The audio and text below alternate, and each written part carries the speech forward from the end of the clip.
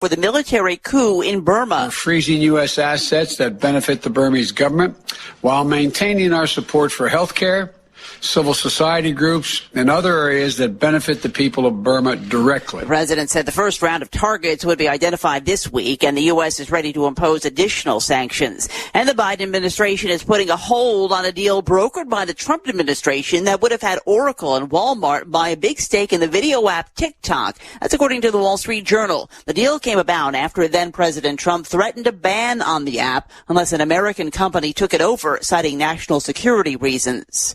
A major tech employer says it doesn't expect to return its entire workforce to offices after the pandemic. Business software company Salesforce.com is planning for most of its employees to work remotely, part or full-time, after the pandemic. Salesforce has 54,000 employees around the world. It also plans to cut back on its office space. Its chief people officer, Brent Hyder, says the changes include revamping office layouts from a sea of desks to collaboration space with open-air conference areas, private nooks, clean desks, and social distancing. More than 65% of its workers will be coming into the office only 1 to 3 days a week. Jenny Cosola, Fox News. Bruce Springsteen is facing a drunken I'm grateful to have heard from some of our satellite listeners recently. I appreciate knowing that people are out there who like what we do and are willing to support it financially. LRN.FM's free-to-air satellite feeds blanket most of 2 continents. It was my goal to put our channel there so people without internet could receive our programs and feed pirate radio stations. We started a fundraiser on Patreon a few years ago to back the satellite channels. I recently announced that I was considering canceling the feeds, and donations increased from 15 to 20% of our costs, which are around $1,000 per month. That's a good start, and to incentivize more contributions, the Shire Free Church will be matching every dollar. Can we reach $500 per month? With your help, we can. You can join our satellite fundraiser for just $2 a month at fund.lrn.fm. If we raise enough to keep both of the channels on the air, awesome. If we raise more, I'll add more channels. If not, we can shut them down and go internet only. It's up to you. Thank you for your support. fund.lrn.fm.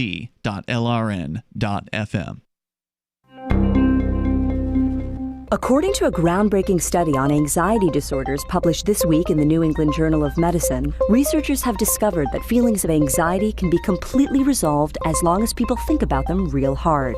After studying subjects with mild to chronic anxiety disorders, we found that the best way to overcome mental stress is to isolate the root of the anxiety, analyze it from every possible angle, and then think about it nonstop until it completely disappears. Researchers worked with numerous subjects in the middle of high-stress scenarios and said the key to overcoming anxiety is to start by focusing on a minor problem, list everything that can go wrong in the worst-case scenario, and then repeat that list in your head 200 times.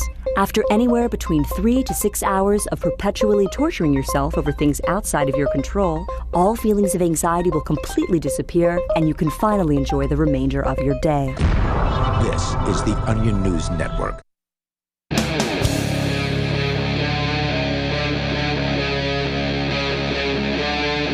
Free Talk Live. Free Talk Live. Welcome to a special episode here that we are pre-recording, which is unusual. We don't usually do that. Free Talk Live is sort of supposed to be a live show. We take your calls. It's open phones. But right now, at least, that's not going to be the case. We'll be live later, though. Presumably. I think we should be live later. I think that's kind of the plan here tonight. The reason we're doing this is, well, where do we start? Well, let's start with the story of Grafton County. Yeah, Grafton County, New Hampshire. And the newly elected chair of the Grafton County Republican Committee being ousted because he's a supporter of mine and a friend of mine. So they actually redid the election after they found this out. So the reason they would do that is because you ran for sheriff a few months ago in 2020. You didn't say her name. Aria DiMezzo. Oh, yes. It's Ian and Bonnie and Aria. Sorry about that. Things are usually different when we record the show. So anyway, you ran for sheriff as a Republican. Yes. Now, for listeners who are brand new to the show, you are also a trans Satanist anarchist. Correct. And that was all very public during this campaign and resulted in a tremendous amount of publicity, some of which was actually brought on by the Republican Party itself and how they responded to your campaign. Yeah, they didn't do themselves any favors here. I think the only thing about it that really bothers me, though, was that accusation that, I gaslit the Republicans. I was like, how? I was 100% upfront from the start. I can't help it that you guys didn't bother to look for that. I was broadcasting it to anyone who would look, then I'm a trans Satanist anarchist. Now, they did run somebody against you, but as a write-in campaign. The normal sheriff candidate, his name is Earl Nelson, he's been running for most of the last decade against the guy who's beaten him for every single time he's tried. And I guess Earl was sick, supposedly, earlier this year, and that's why he says he didn't file for office. So you took the opportunity and filed, and so you had no opponent in the primary officially. There was no one else on the ballot, though there were a number of people who did write him in, and that wasn't enough. No, they did not it wasn't. defeat you. So yes, I ended up winning the primary, and they got very upset about that. But there was nothing they could do about it. No, except for get behind this guy's write-in campaign, which ultimately did not succeed. It didn't defeat you in the general election, but you weren't also able to defeat the Democrat, the incumbent. And so I guess they've apparently still been talking about you constantly ever since the election. This is according to one state rep who I will not name that I encountered this week, who says that they are just obsessed with you. And so that's when we find out. I love living in their heads rent-free, dude. Yeah. That's when we find out that all I had to do in order to accomplish this was sign a few pieces of paper and pay $10. Gaslighting. It was only $10, huh? Yep. Wow, what a deal. And yeah, right. Look at the chaos that it has sown. I love everything about it. I love the publicity, too, for the ideas of freedom that you were able to get because of this campaign. There were a ton of interviews that you did. And, that was good because you actually ended up breaking into kind of the left-wing podcast scene with a variety of your appearances. I mean, just from a publicity aspect, it was an incredible success, the campaign. And they are still just wringing their hands about it. Apparently, they, as you mentioned at the very beginning of this discussion, they unelected a duly elected chairman of the Grafton County Republican Party. Yeah, and I can't imagine that they actually have the authority to do this. I mean, as we're experiencing right now, it doesn't matter. Yeah. I mean, it doesn't matter what your bylaw. Yeah. It doesn't matter what your bylaws say or what systems you have in place. If they want to do something, they're just going to do it. Yeah, and so they undid this guy's election, and I guess he's still like a delegate or something, but he's not the actual chairman anymore. And then all of a sudden last week, we all got an email, those of us who are registered Republicans in the Keene, New Hampshire area where we live, got an email saying that there was going to be a special election for the Keene Republican Committee. Yes, and the board members. Yeah, of the executive committee. And so, I mean, I don't want to get too off into the weeds with what happened here or what is allegedly going on, but ultimately there's a difference between the Keene Republican Committee's bylaws and what the state bylaws say about when these elections should happen. We thought we were following, and I say we because I'm the vice chairman of that group, and another friend of the show, Bob Call, is the chairman. And so we thought that these elections were supposed to be in the off years. So in New Hampshire, there's state elections every 2 years. So 2020, 2022, 2024. So we thought the elections were supposed to be in the election years. So we held one in 2020, expecting the next one would be in 2022. Well, now they're saying, no, the next one's supposed to be right now. And since you didn't call for it, the county chair is going to call for one of these special elections. And it doesn't matter all the things that I pointed out about how, well, look, we're duly elected. We thought we were following the right rules. But you were following the right rules. Well, the rules we were following were given to us by the state party. Yeah. So yeah, we didn't write those bylaws. Right. We amended them a little bit, but they were given to us, I think, by the secretary of the state party. Yeah. So we were following these bylaws that they provided to us, and now they're saying, oh, no, we're just going to go ahead and call a special election. And I just feel like that this is targeting us, that they're trying to get rid of I think they're trying to get rid of ARIA supporters. I think that's what this is. And I tend to agree. I don't want it to be that, but based on their behavior and how not hostile, but how unfriendly they have been toward you in their emails. That seems to be the case. Yeah, I use the term not in good faith to describe what happened here, because the guy who's in charge of the county party here in Cheshire County, he makes it sound like he's just following the bylaws, like, oh, well, you didn't call for this election like you're supposed to, and so therefore he's calling for the election, as though there's nothing more to it than that. But when I asked him the question of, well, why wouldn't you have just contacted us? He had all of January. It was just because you didn't do it in January. That's what he says. Yeah. No, that's what I'm saying. He had all of January and never said anything to you. Well, and he could have contacted us on February 1st or immediately after January was over and said, hey, you guys are supposed to have an election here. And we would have said, what are you talking about? That's not what our bylaws say. And then he would say, well, that's the way it's supposed to be. So what are we going to do? And we could have solved the problem right then. We could have. I mean, and there's still 3 weeks or so left in February for us to have solved the problem. But no, he's just going right straight ahead, has no excuse, no reason. When I've asked him, point blank, why didn't you just contact us? Well, it seems pretty clear to me why, because this is not in good faith, what they're doing here. They're trying to run us out.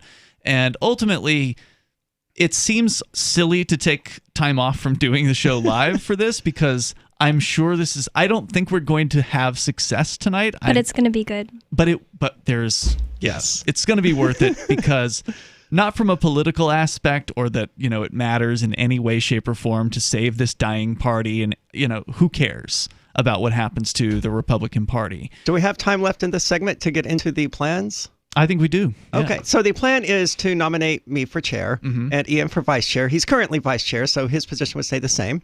But the more important part of this to me is the fact that Marilyn Hudson, who is something in the Cheshire County Republican Committee. She used to be the chairman of the county. Okay. She was when I ran for sheriff, at the very least. She routinely and repeatedly in media referred to me as he. So as I was driving to the store last night thinking about ideas. And she's like 80. Right. Like, she's an old lady. And it's not just her. Every time the Republicans met, they had a 30-minute discussion about what to call me. So if they're all going to consider me a he, then I'm going to appear topless. Aren't they law and order? Shouldn't they obey the law that you're a female? Which law? Just like the government sees you as female, they're law and order. They should. I don't know. Does the government see you as female? Respect that. Oh, right. Did you get the gender change on what happened with your driver's license? Didn't you do that? I'm waiting on crap. You know how it is with the DMV with Keene. Yeah, the first time you go there, you always have to go back. But yeah, so if they consider me a male, so I'm going to appear topless, and that should be totally ordinary to them, right? Because you see topless men all the time. And you're in your home. Exactly. When they give me crap about it, my response is going to be, well, you chose to do this meeting online in my house, and when I'm at home, I'm frequently topless. Maybe you should have picked a venue where I'm not frequently topless. Right. We're going to continue here. This is the reason we're taking at least part of the show off, the beginning part of the show. Maybe we're going to do like half the show recorded and then half live. I don't think we've really decided how to handle this yet, but as the night goes on, we will. This is Free Talk Live.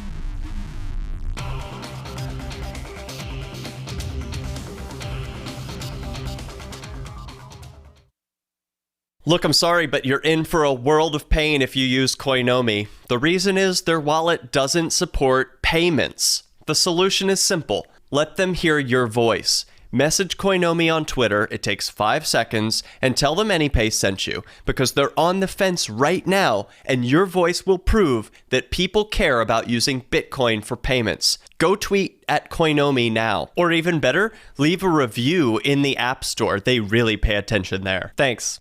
Some of you asked, and now we've delivered. LRN.FM's live Keene, New Hampshire studio shows are now streamed in HD on Twitch. Visit our channel at twitch.lrn.fm and give it a follow. If you have Amazon Prime, you get 1 free subscription on Twitch. If you use it on our channel, Twitch will give LRN.FM a monthly piece of your Prime subscription cost. So please watch, follow, share, and subscribe to twitch.lrn.fm. That's twitch.lrn.fm.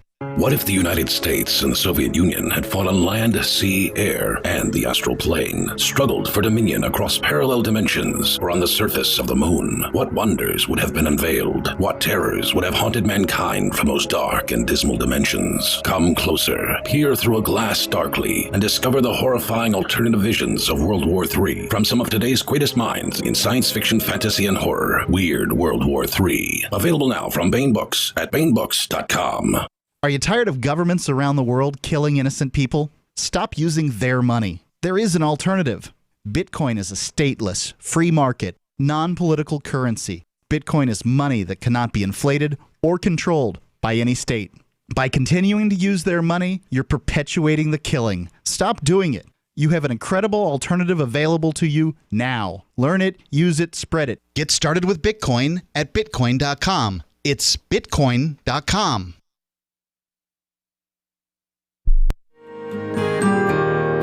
So the protection of life, liberty, and property is what the Free State Project is all about. But it's an effort to move 20,000 people who understand. It's about demonstrating to the entire country that, yeah, we can have a free market, a truly free market. Making it just a freer, great place to live.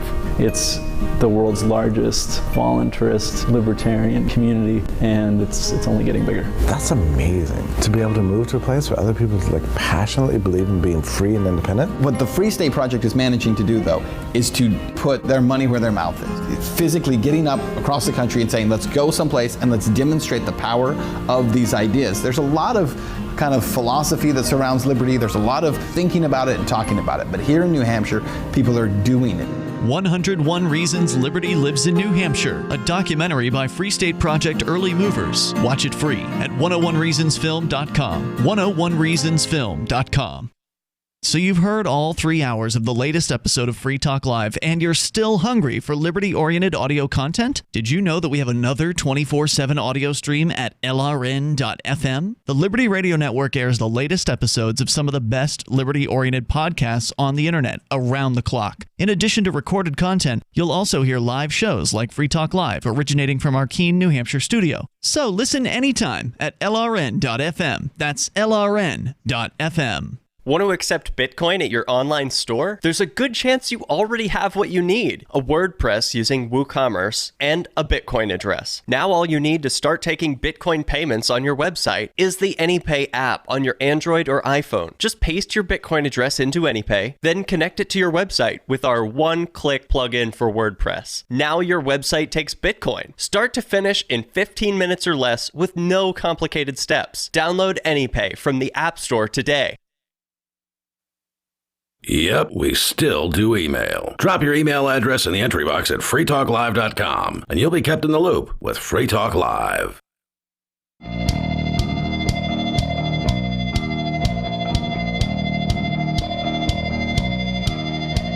This is Free Talk Live, and normally you could call in to join us here. Maybe you'll be able to do that a little bit later on tonight. We're doing a special episode with you in the studio tonight. You've got Ian, Bonnie, and Arya. And don't forget, you can join us online anytime you want. Head over to freetalklive.com. Enjoy the features you'll find there.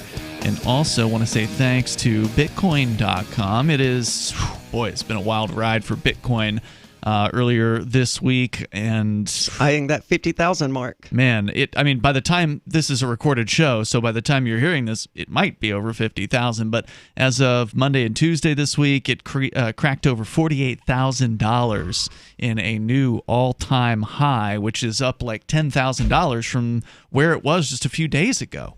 So it's been an incredible ride. If you want to go to bitcoin.com and learn the basics, you can click Get Started right at the top of the page, and that's where there's some intro videos that keep it simple, 2 or 3 minutes long.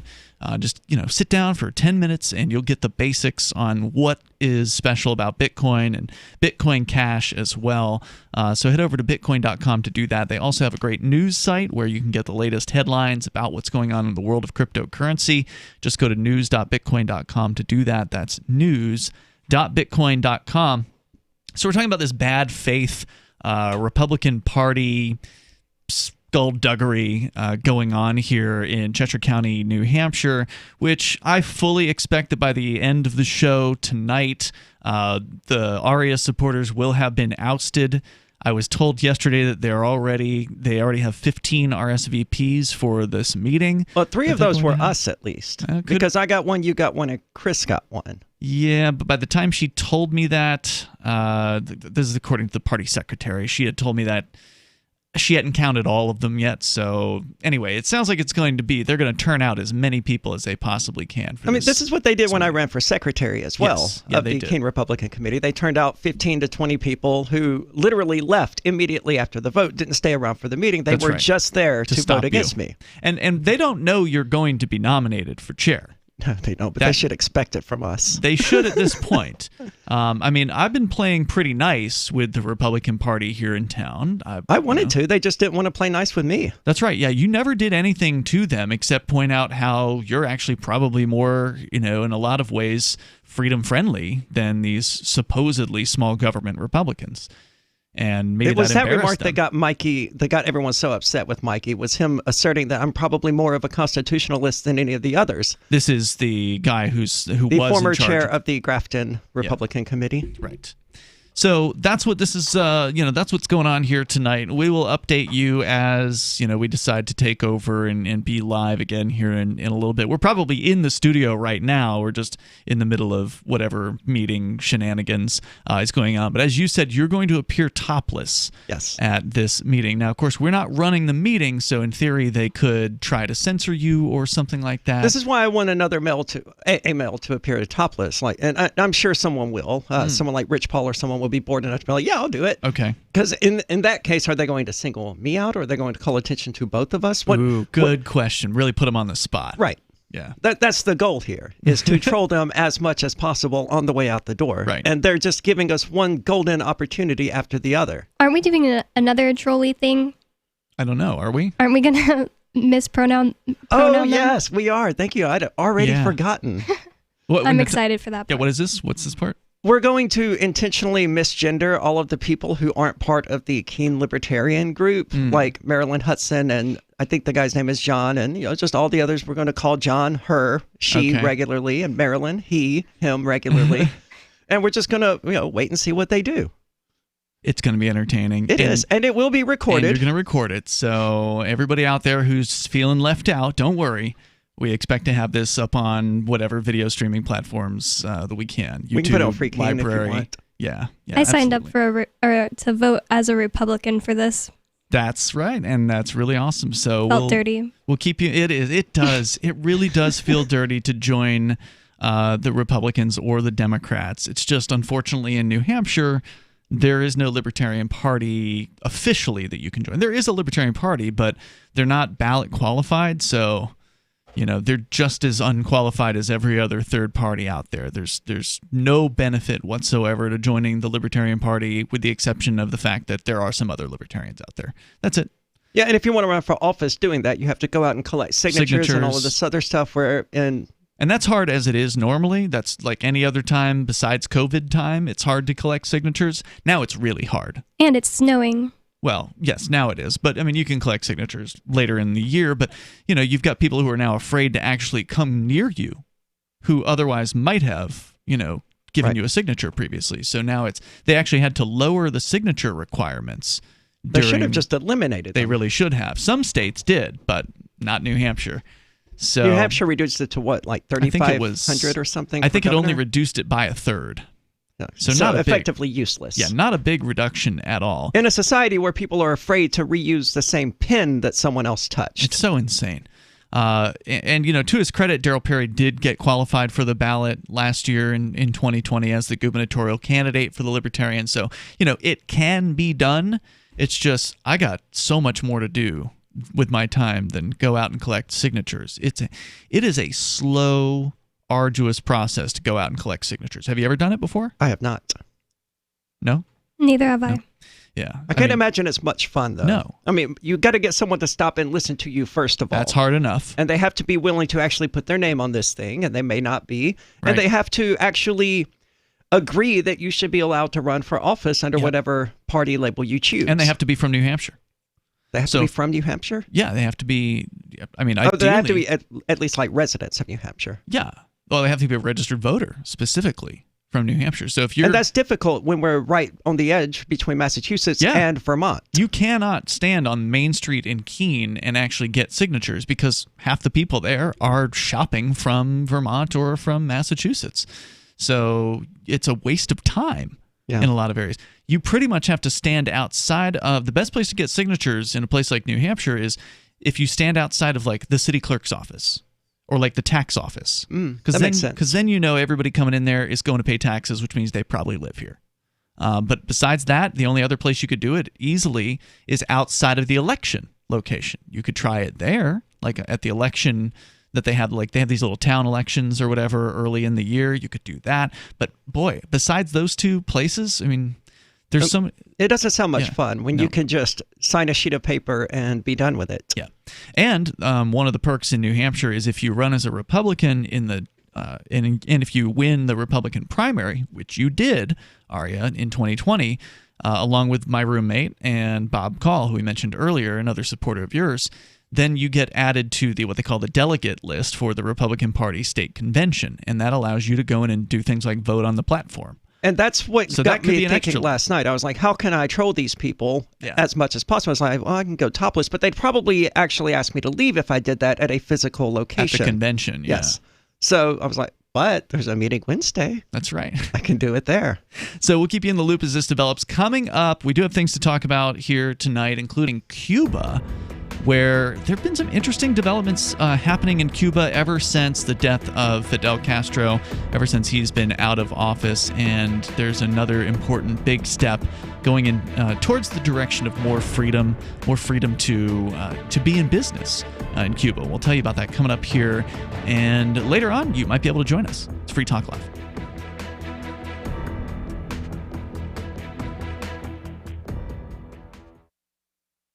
The easiest thing in the world for a reader to do is to stop reading, according to the late, great Barney Kilgore, who became managing editor of the Wall Street Journal in 1941 and grew the paper's circulation from 33,000 to 1 million by the 60s. And he'd be pleased to know that his paper is one of the few that people now pay to read online. Someone else pre-internet who realized that attention is fragile? Motown Records founder Berry Gordy. In the early 60s, when his label dominated the charts, he'd bring a dozen real people into the Hitsville, USA studios and audition songs. And he'd ask, if you were down to your last dollar, would you spend it on this record or would you buy a sandwich? Today, attention span seems like an oxymoron. For tips on cutting through the clutter, hit survivalspeech.com. I'm Holland Cook.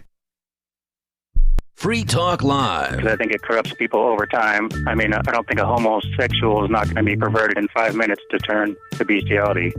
But over generations, if they're having children, I believe over generations, it will pervert. I'm pretty certain that being gay is not a choice because I think I'd make that choice, right? Like, my biggest problem with gay people is that I'm, like, jealous of them. Like, they have that Grindr app, like, they just go on their smartphone and get laid. Oh, yeah, Derek is on that thing all the time. Yeah, I mean, it's like that. I'm so envious of this, but I'm like, I gag when I brush my teeth. Like, I just couldn't do it, you know, and so... I made him laugh. Wait, doesn't that mean he's perverted if he laughed at that joke? You're laughing at a sick joke, sir. You're perverting society. You are responsible for the downfall of this country. It's all Karl Marx from here, thanks to you, pal. Free Talk Live, 7 nights a week from 7 to 10 Eastern, live on the Liberty Radio Network at LRN.FM. How many lawyers does it take to change a light bulb? None. They'd rather keep their clients in the dark. There are too many lawyer jokes to count. However, there are some lawyers with more noble intentions. At the Institute for Justice, we bring the light to our clients. We are a non-profit public interest law firm with clear values and principles. At IJ, we fight for those whose most basic rights are denied by the government. Visit our website today at ij.org. If you want to know the latest about Free Talk Live before we go on the air, all you need to decide is how you want it delivered. It's your choice. Visit news.freetalklive.com to receive our usually weekly news updates by email. Plus, we have a Twitter account at twitter.freetalklive.com, and you can follow us on the decentralized Mastodon platform at toot.freetalklive.com. So please follow us at toot.freetalklive.com and sign up for our emails at news.freetalklive.com. Is spreading the message of liberty, cryptocurrency, and peace around the globe worth $2 per month to you? As you may already know, in addition to our internet feed, LRN.FM broadcasts on free-to-air satellite across North and Central America, as well as Sub-Saharan Africa. And we've been available on satellite for free 24/7 since 2010. The LRN.FM free-to-air satellite signal is reaching some of the most oppressive regimes in the world, and there's no doubt our ideas are making an impact. You can learn more about the channel's impact by watching the 3-minute video at fund.lrn.fm. If you'd like to help free minds globally with our ideas of liberty, cryptocurrency, and peace, you can donate as little as $2 per month via fund.lrn.fm. You can help us continue and expand our satellite broadcast to multiple continents. Visit fund.lrn.fm today, and thank you for your help. Don't forget to share the link on social media. That's fund.lrn.fm. Got Telegram? You can follow our channel there and discuss show prep with other listeners at telegram.freetalklive.com.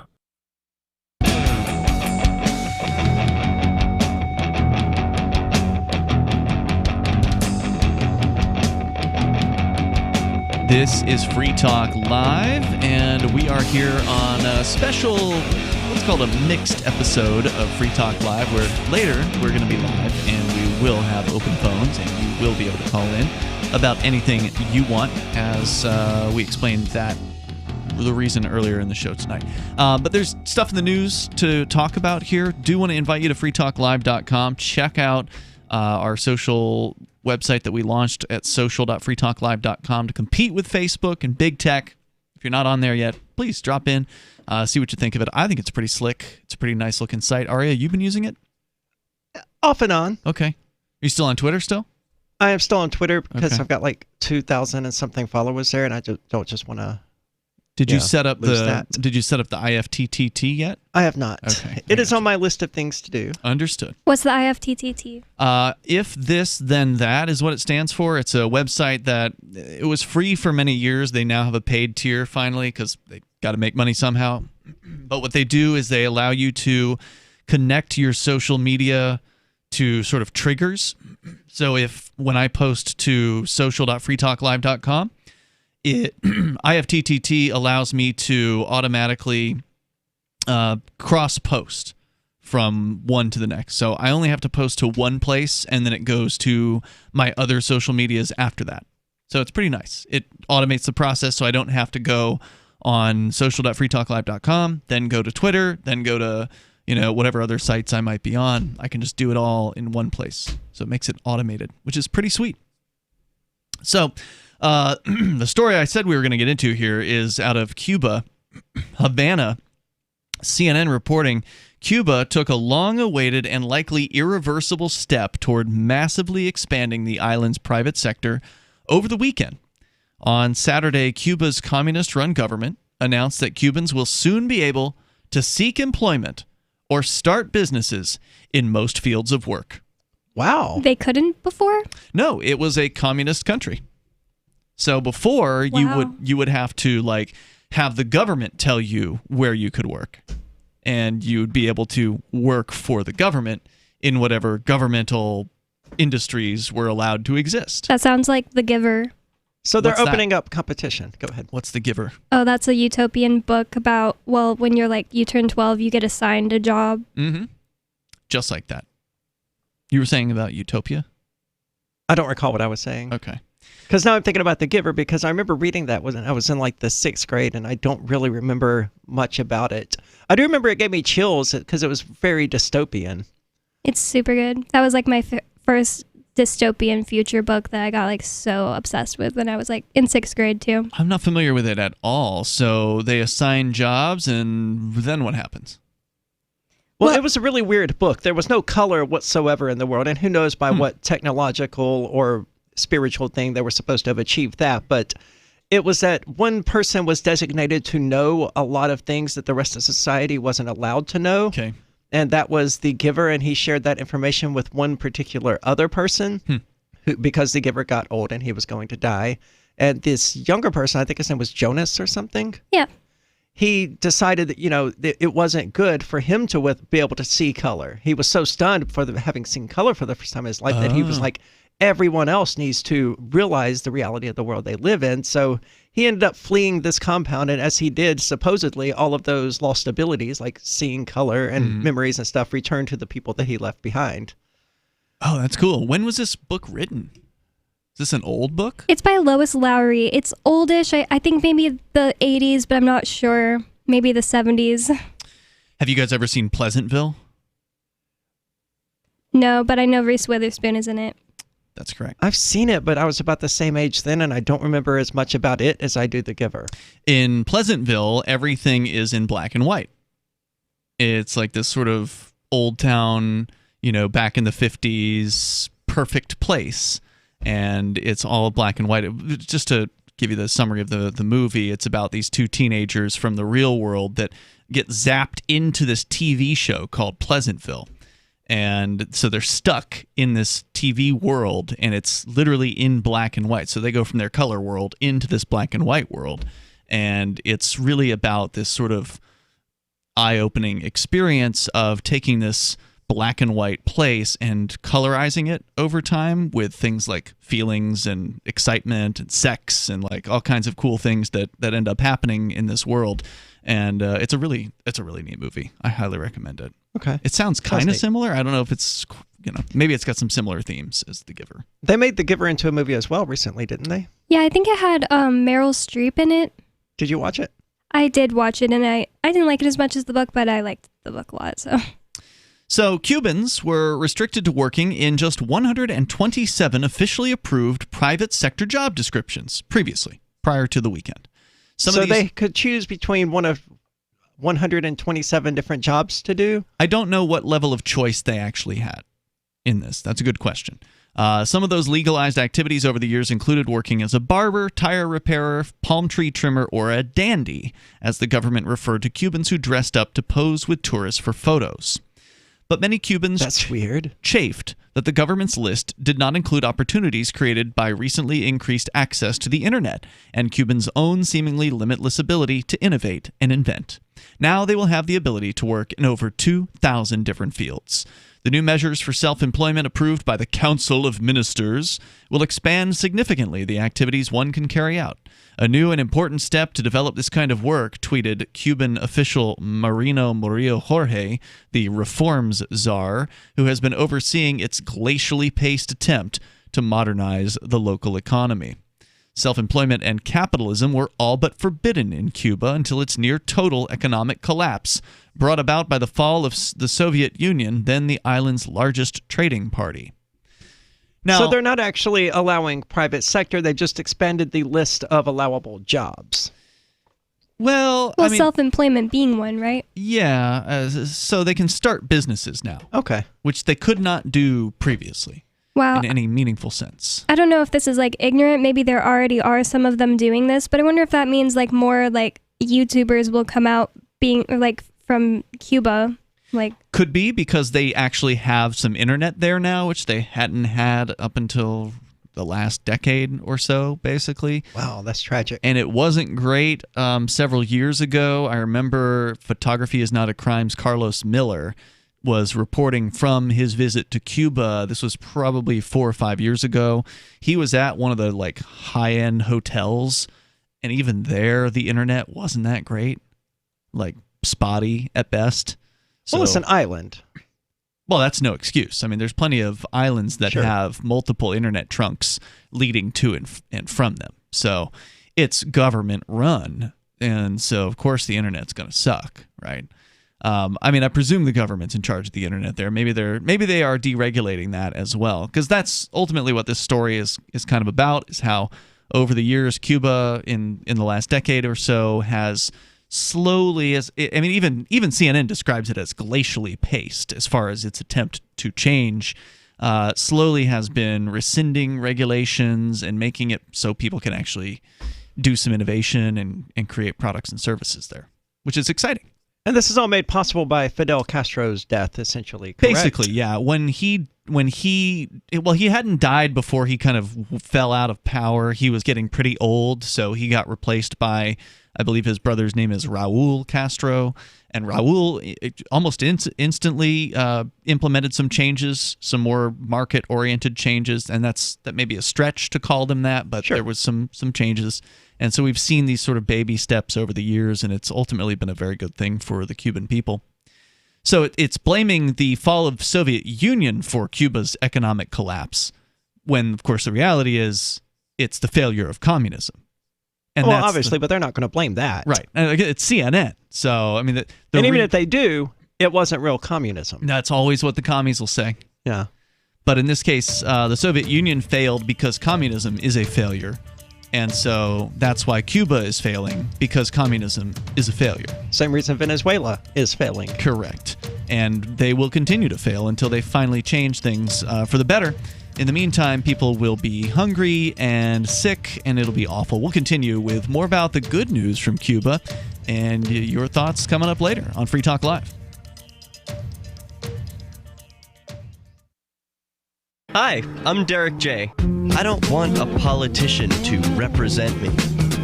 To me, government is the idea that one group of people can coerce everyone to comply with an edict or face increasing punishments up to and including death. Despite perhaps the most noble of intentions, the best government services are a far cry from what could be provided for by voluntary interactions. Besides, the people who call themselves the government wage wars and put peaceful people in jail for crimes involving no victims. If Starbucks used some of its money to drop bombs, I wouldn't shop there. So why would I support the American empire? The empire does not require my consent. Derek J's Victimless Crime Spree. Watch it for free and order the Director's Cut DVD at victimlesscrimespree.com. That's victimlesscrimespree.com. The LRN.FM social media channels have been revamped. We've eliminated Facebook and focused on other platforms like Twitter and Mastodon, the decentralized alternative to Twitter. On our accounts, you'll find posts from multiple LRN.FM show hosts together in one place. Follow us on Twitter at twitter.lrn.fm, or better yet, move to the decentralized Mastodon social media platform at toot.lrn.fm, toot.lrn.fm. I think you'll like it.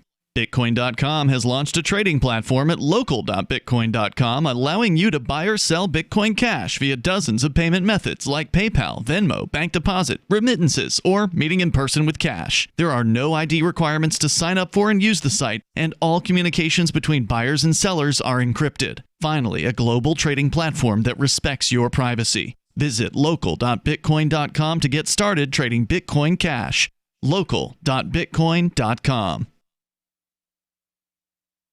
On Free Talk Live, we're bringing people to the ideas of liberty every day. From wrestling superstars like Glenn Jacobs. You guys really are having an impact, I believe. Like I said, a lot of where I am now is due to listening to Free Talk Live. You changed my mind on some very important issues years ago. To random people tuning in on the radio.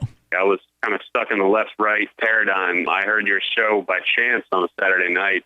From there, I went on, joined the Free State Project, and become an amplifier. So, I mean, that's really the reason why I amp is because I know that if it wasn't for you guys being on as many stations as you are, I never would have found the ideas of liberty. Your amp will directly change more lives by getting Free Talk Live in front of people looking for talk radio online and on the air.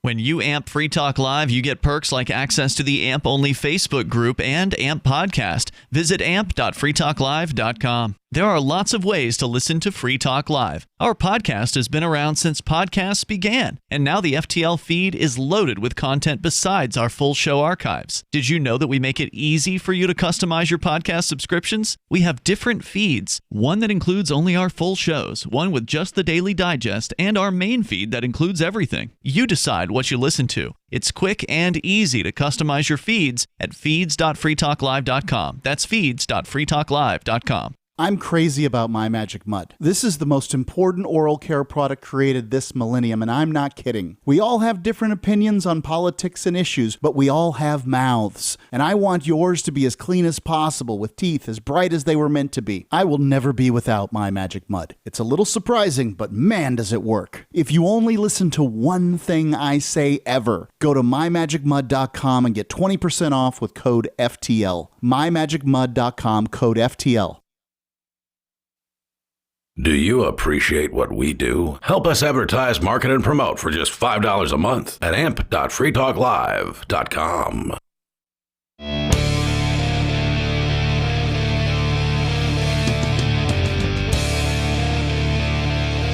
It is Free Talk Live, and you're invited to our website, freetalklive.com. You can enjoy a variety of features there, including the AMP program. AMP stands for Advertise, Market, and Promote. It is a way for you to help us get Free Talk Live on more radio stations. And I want to thank Matt Peralt, who is a Free Talk Live Silver Amplifier, which means that Matt is contributing $5 a month to the AMP program to help us advertise, market, and promote Free Talk Live. And he gets some perks, he gets some benefits from doing that, and you can as well. Just go and sign up at amp.freetalklive.com. You can use your credit card, debit card, PayPal, or Bitcoin BTC to get signed up. It's ampamp.freetalklive.com. In the studio tonight, you've got Ian, Bonnie, and Arya. Talking about a little bit of good news for once out of Cuba, where CNN reporting that they're actually allowing people to start their own businesses in most fields of work now. They'll be able to seek employment in over 2,000 different fields. It used to be 127 different fields that were approved by the government. But now there's 2,000. And now that's changing, and that's a good thing because ultimately they finally, I think, are acknowledging that communism at least has not worked, and they have to try something different. And so this is good news. And it was also nice to see, at least at the end of the Obama administration, when one of the few things Barack Obama got right was he deregulated the travel to Cuba. So actually our own co-host Mark Edge has gone to Cuba. Nice. I think it was like 2 years ago he went there and said the women are very beautiful and had a lot of other nice things to say about the island there. But the people are incredibly poor because they're still trying to pick themselves up out of this mire of communism. Well, this is so exciting for them. I hope that Cuba starts to be more wealthy now. I hope so too. Now, there's more to the story here, so let me continue. Gradually and with regular backtracking, the Cuban government allowed Cubans to stop working low-paid state jobs and go into business for themselves. By the government's own statistics, more than 600,000 Cubans now work in the private sector, although the number is likely far higher when you account for the island's thriving black market. Still, Cuban, because remember, in a communist nation, the black market is what keeps you alive. Yes. Right? Because if you are relying on the government and bread lines to keep your sustenance coming, that's probably not going to do it. So you've got to turn to the black market, and that's what we've seen in places like Venezuela, where people will sell dollars to you on the black market for the terrible Venezuelan bolivar. And there's a black market dollar rate for the bolivar, which is completely different than what the official bolivar rate is. So I imagine there's similar things like that in Cuba. It's just, you don't hear a whole lot about what goes on in Cuba for whatever reason. Now they do have internet, though, so that's good. Still, Cuban government officials have treated the island's entrepreneurs as a necessary evil and a possible Trojan horse that could allow opponents in the United States to at long last bring down the revolution. And while the official line from Cuban officials is that they've been implementing free market reforms, quote, without hurry but without stopping, unquote, the opening had stalled out as the government seemed to doubt the wisdom of further empowering Cuban entrepreneurs. Oh, God forbid. But with the widespread impacts of the pandemic, and as Raul Castro, who's now 89, is expected to step down in April as the head of the Cuban Communist Party, the organization that charts the island's long-term economic planning, Cuba in 2021 has finally embarked on two major reforms, unifying its labyrinthine dual currency system and now lifting restrictions on jobs. The government will still prohibit or restrict Cubans from privately undertaking 124 activities. While those activities have yet to be disclosed, they will likely continue the state's monopoly on healthcare, telecommunications, and mass media. So naturally. By no means are we talking about a free market situation here, but it is. But it's freer. Yes, it is a lessening of restrictions, and that deserves, some appreciation. It deserves some applause. So kudos to them for that. The new measure over time will likely alter the face of the island's economy, said Cuban economist Ricardo Torres. He said, quote, "We don't know what 124 activities will remain prohibited, but it's safe to assume that the possibilities will be expanded for professionals, an old demand in a country that has made an enormous investment in education."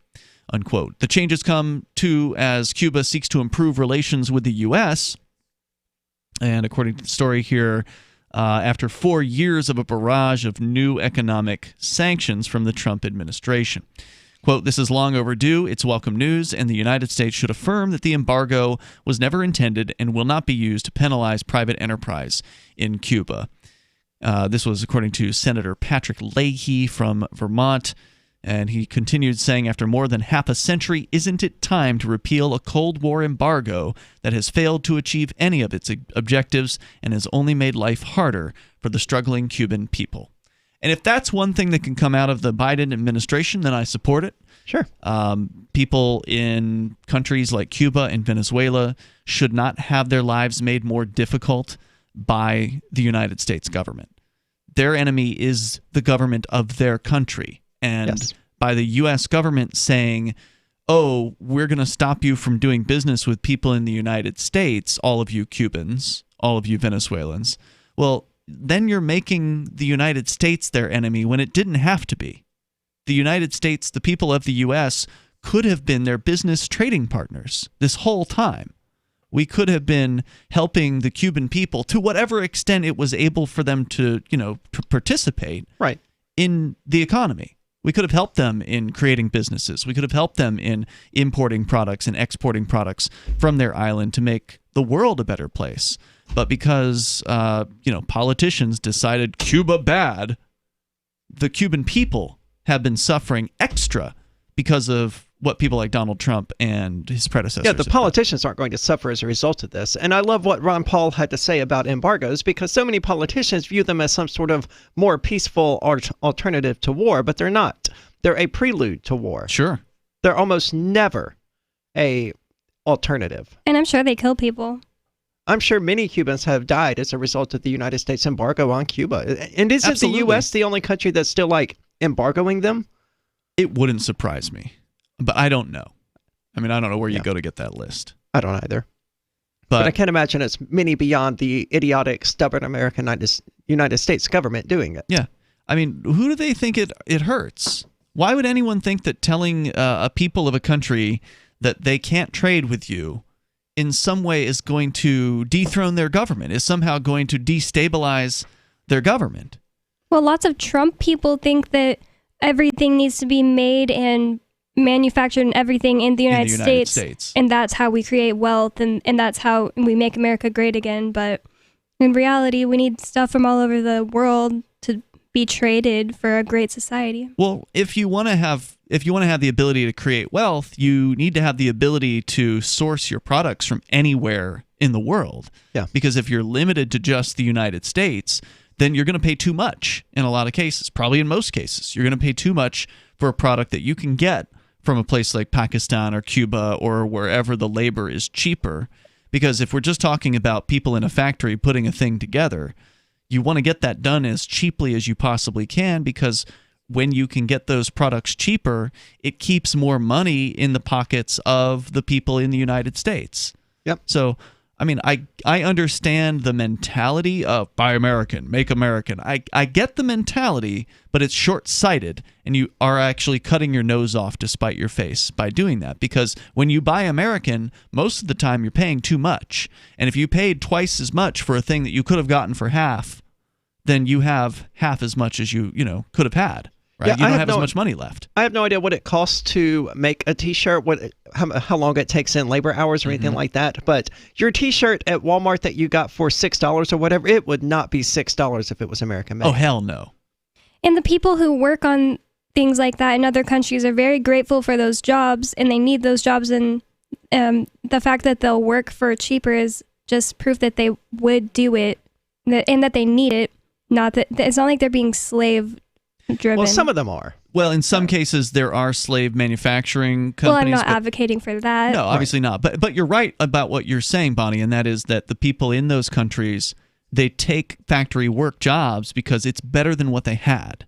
Yeah. It's a step in an economically upward direction for them. They're getting off of eking out a living on some farm somewhere. We had poor people in China. We effectively gave them jobs by buying all of our stuff from China. That's right. We liquidated the poor people in China. And turned them into middle class. Yes. That was a good thing.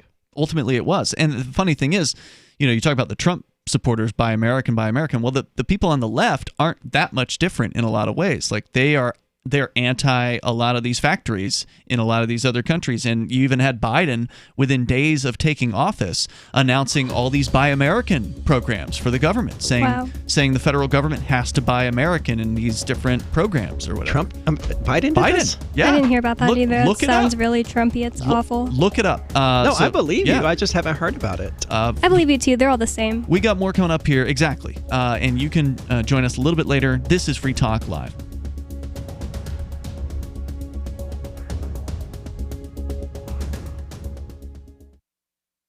Divvy's been a pretty good investment for Free Talk Live. Their ad campaign started in September 2019, and from mid-March to mid-July, the values soared by 10 times. It's not too late. Divvy's new wallet hasn't even released yet, and other things are happening that I can't even say on the radio. If you want to invest and potentially do well, go to DivvyProject.org. I can tell you that FTL is deepening its partnership with the guys from DivvyProject.org. Past performance is not an indication of future profit. DivvyProject.org. DIVI Project.org. Look, I'm sorry, but you're in for a world of pain if you use Coinomi. The reason is their wallet doesn't support payments. The solution is simple. Let them hear your voice. Message Coinomi on Twitter, it takes 5 seconds, and tell them AnyPay sent you, because they're on the fence right now, and your voice will prove that people care about using Bitcoin for payments. Go tweet at Coinomi now. Or even better, leave a review in the App Store. They really pay attention there. Thanks.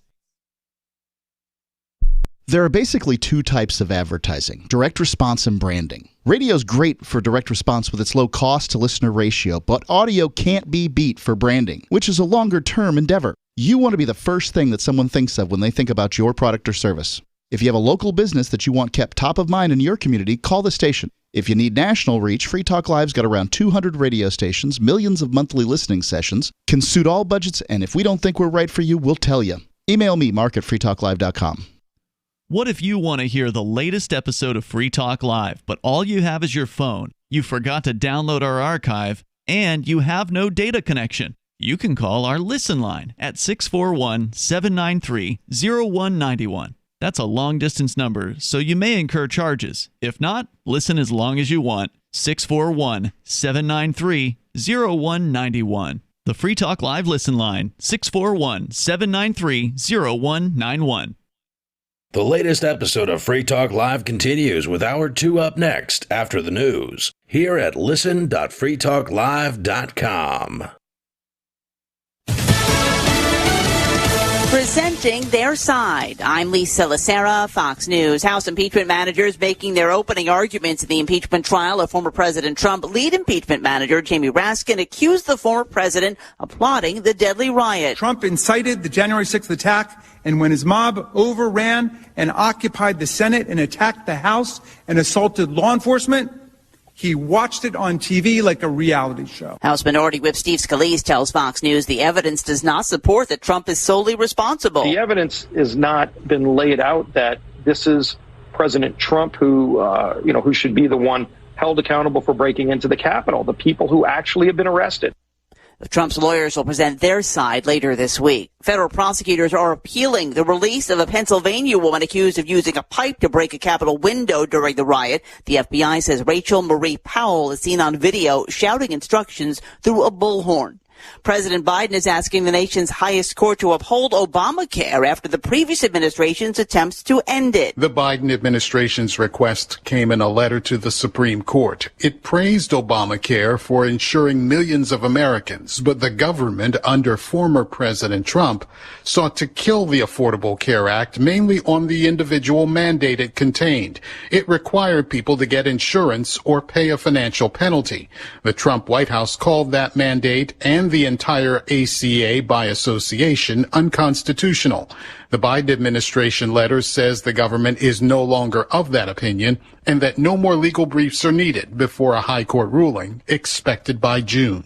Gernal Scott, Fox News. The president has announced new sanctions against those responsible for the coup in Burma. America is listening to Fox News.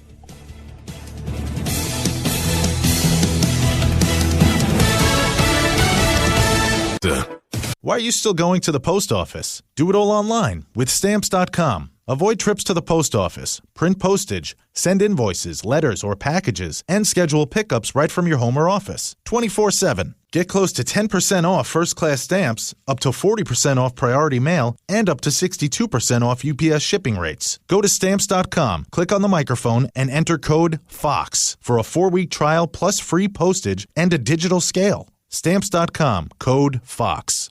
More mass COVID-19 vaccination sites are coming. Coronavirus response coordinator Jeff Zients says Texas will get the first few. Partner with the state of Texas to build 3 new major community vaccination centers in Dallas, Arlington, and Houston.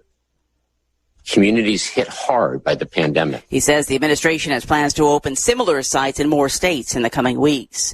A new CDC study finds 2 masks are better than 1 in slowing the spread of the virus, but health officials stop short of recommending that everyone double up.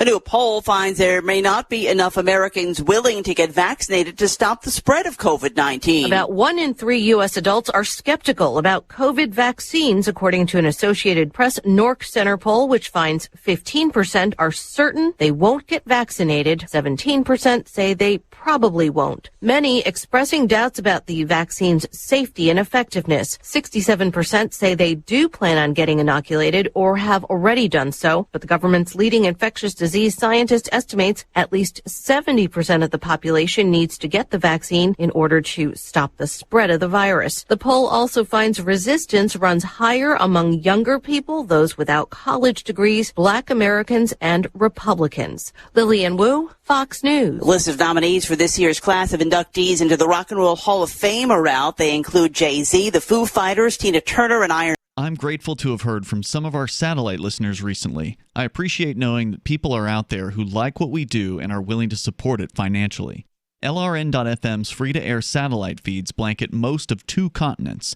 It was my goal to put our channel there so people without internet could receive our programs and feed pirate radio stations. We started a fundraiser on Patreon a few years ago to back the satellite channels. I recently announced that I was considering canceling the feeds, and donations increased from 15 to 20% of our costs, which are around $1,000 per month. That's a good start, and to incentivize more contributions, the Shire Free Church will be matching every dollar. Can we reach $500 per month? With your help, we can. You can join our satellite fundraiser for just $2 a month at fund.lrn.fm. If we raise enough to keep both of the channels on the air, awesome. If we raise more, I'll add more channels. If not, we can shut them down and go internet only. It's up to you. Thank you for your support. fund.lrn.fm. Months after identifying the elusive Higgs boson particle, scientists at CERN in Geneva, Switzerland have announced that they've completely run out of things to do with their Large Hadron Collider. We've tried some time travel stuff, but it doesn't really work. Black holes, but we already know like a ton about those. Last week, we threw a bird in there. Honestly, we thought it would take way longer to find the Higgs boson. Director General of CERN, Rolf Dieter Hauer, told reporters that while they, quote, might be able to figure out some more about quarks or something, for the most part, his team has spent much of the past year throwing pennies into the machine and turning it on to see if the pennies come out smushed. We might just start building a larger hadron collider. Yeah, maybe a bigger collider for smaller hadrons or something. I don't know. CERN has announced on their website that if anyone out there has any fun ideas for experiments, you can email them to ideas@largehadroncollider.com. This is the Onion News Network.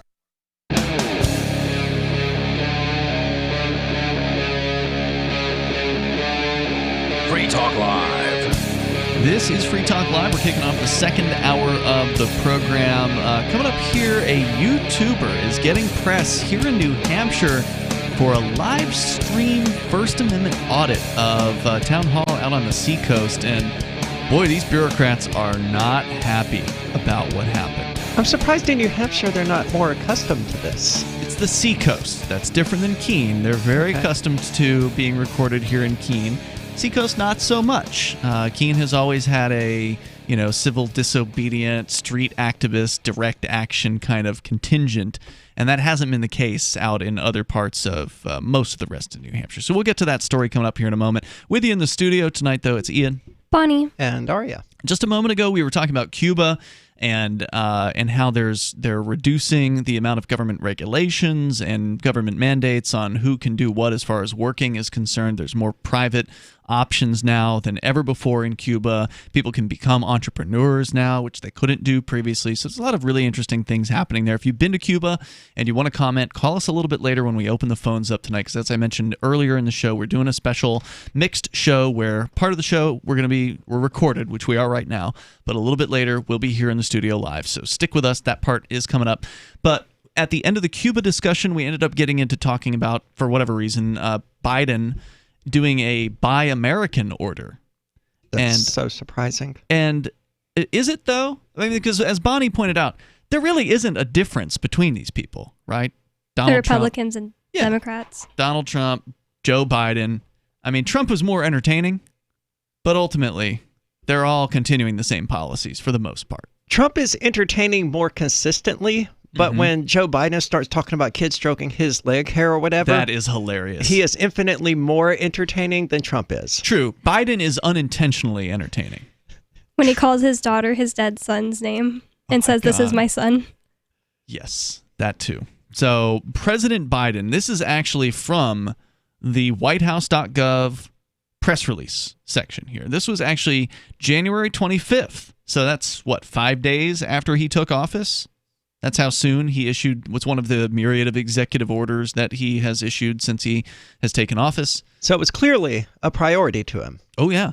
They had planned to do this, right? Because as soon as he took office, he issued dozens of executive orders. From what I saw, it was way more than like what Trump did, apparently, as well. Anyway, here's their propaganda. Today, while many American businesses are on the brink of having to close their doors because of the crisis that our country faces, which of course the government created by mandating the people close their doors, President Biden will sign an executive order to support manufacturers, businesses, and workers to ensure that our future is made in all of America by all of America's workers.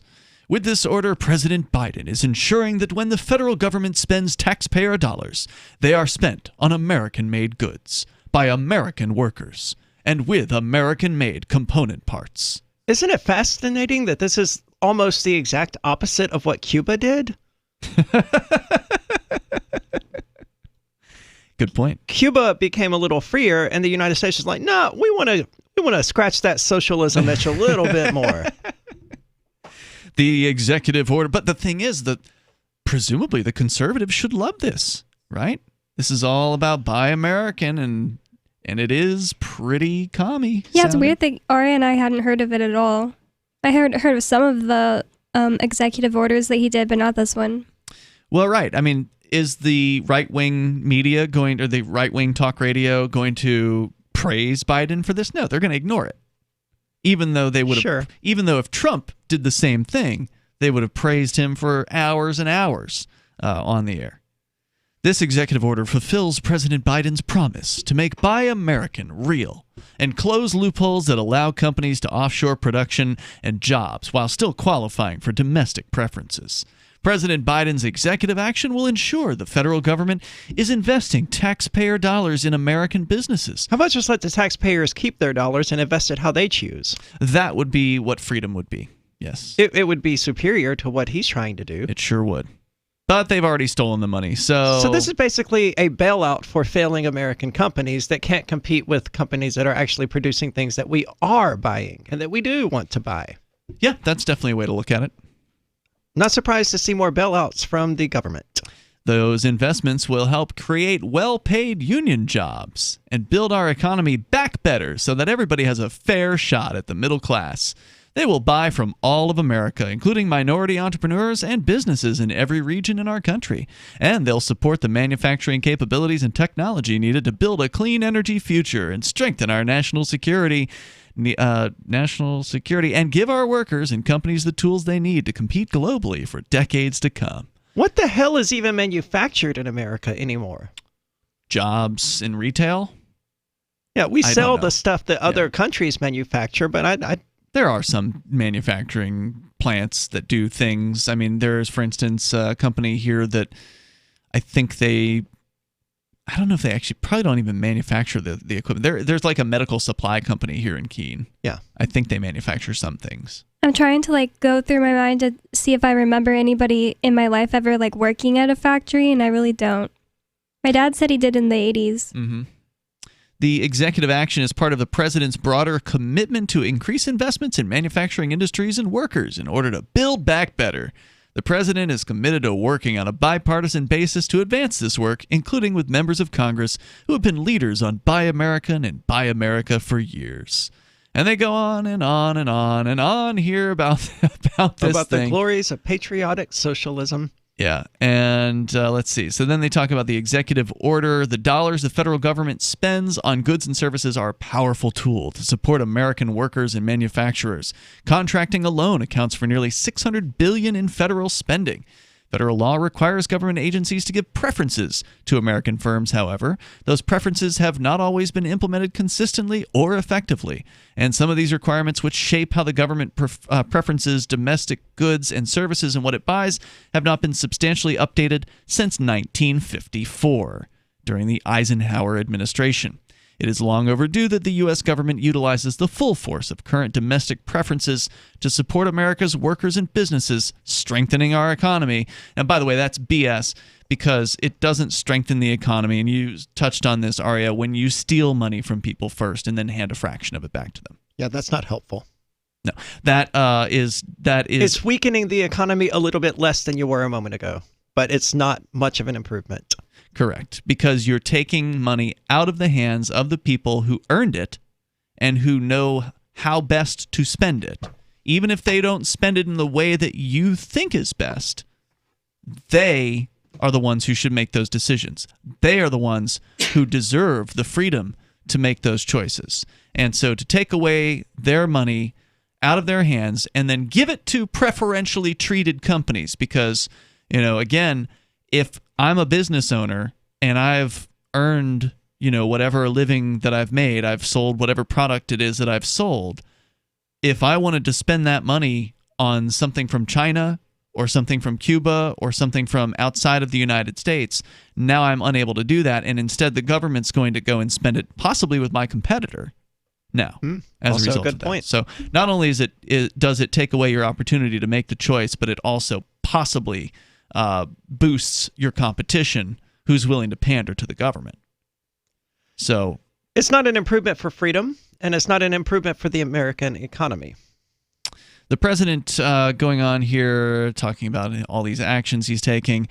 Anyway, says Made in America refers to domestic preferences related to federal procurement, federal grants, and other forms of federal assistance. Buy American and Buy America refers to the specific statutes that go by those names. And I'm just going to skip the rest of this article because it's just pure propaganda, but I just wanted to share it with you guys because you were surprised that, oh my God, Biden would do this? Well, yes, he would, because guess what?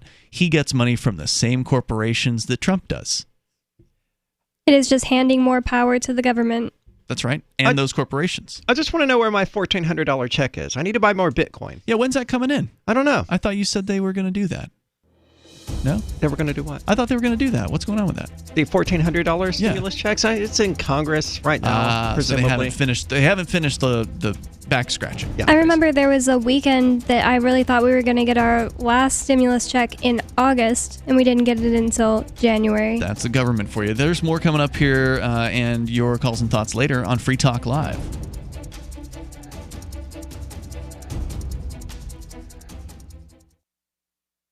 Tired of cancel culture? Sick of mega tech corporations holding an axe over your head? Join the LRN.FM Matrix chat server. It's self-hosted, so no one else can tell us what to do or say. Don't like the existing channels? You can make your own. You can even connect into some of our channels from other Matrix servers. It's federated. For the full LRN.FM Matrix experience, though, you should join our server via the step-by-step instructions at chat.lrn.fm. Chat.lrn.fm.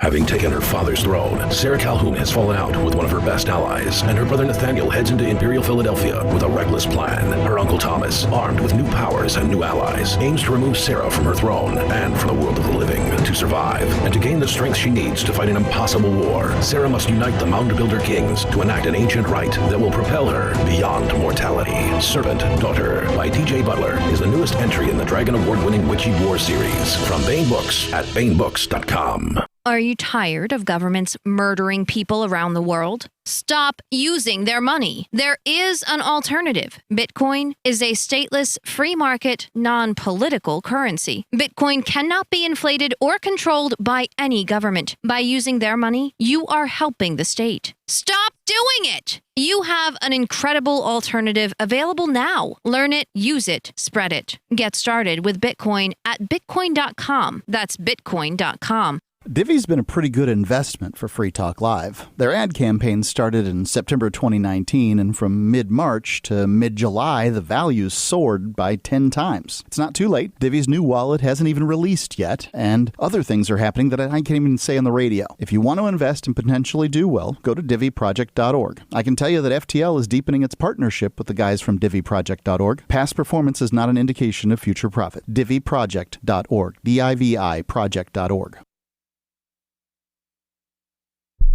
The Free State Project has reached its goal of 20,000 liberty lovers who've pledged to move to New Hampshire and get active to achieve liberty in our lifetime. Perhaps you're trying to figure out what part of New Hampshire should be your destination. If so, consider Keene. You'll find more than 150 reasons to move to Keene at move.freekeene.com. Keene is famous for its historic, publicity-generating activism, as well as being the liberty media capital of the world. It's home to freekeene.com, New Hampshire's destination for liberty activism, news, and opinion. For years, we've been compiling over 150 reasons to move to Keene at move.freekeene.com, where you'll learn about some of what's happening here and what makes Keene a great place to live. If you love liberty, you'll probably enjoy anywhere you end up in the Shire. But do your due diligence first. Please visit move.freekeene.com for the full list of over 150 reasons to move to Keene. That's move.freekeene.com. Some of you asked, and now we've delivered. LRN.FM's live Keene, New Hampshire studio shows are now streamed in HD on Twitch. Visit our channel at twitch.lrn.fm and give it a follow. If you have Amazon Prime, you get one free subscription on Twitch. If you use it on our channel, Twitch will give LRN.FM a monthly piece of your Prime subscription cost. So please watch, follow, share, and subscribe to twitch.lrn.fm. That's twitch.lrn.fm. Looking for a great real estate investment? Consider New Hampshire, which is ground zero for the Liberty Movement. Your first call should be to Mark Worden from Porcupine Real Estate. He's more than just a real estate agent. He's your New Hampshire concierge. Where are the best places to live? Do you want farm, city, the burbs, or forest? Do you want a duplex or multifamily building so that renters pay your mortgage? There are homes in all price ranges in New Hampshire, and Mark can help with financing too. Invest in liberty and property. Mark Worden can help. PorcupineRealEstate.com.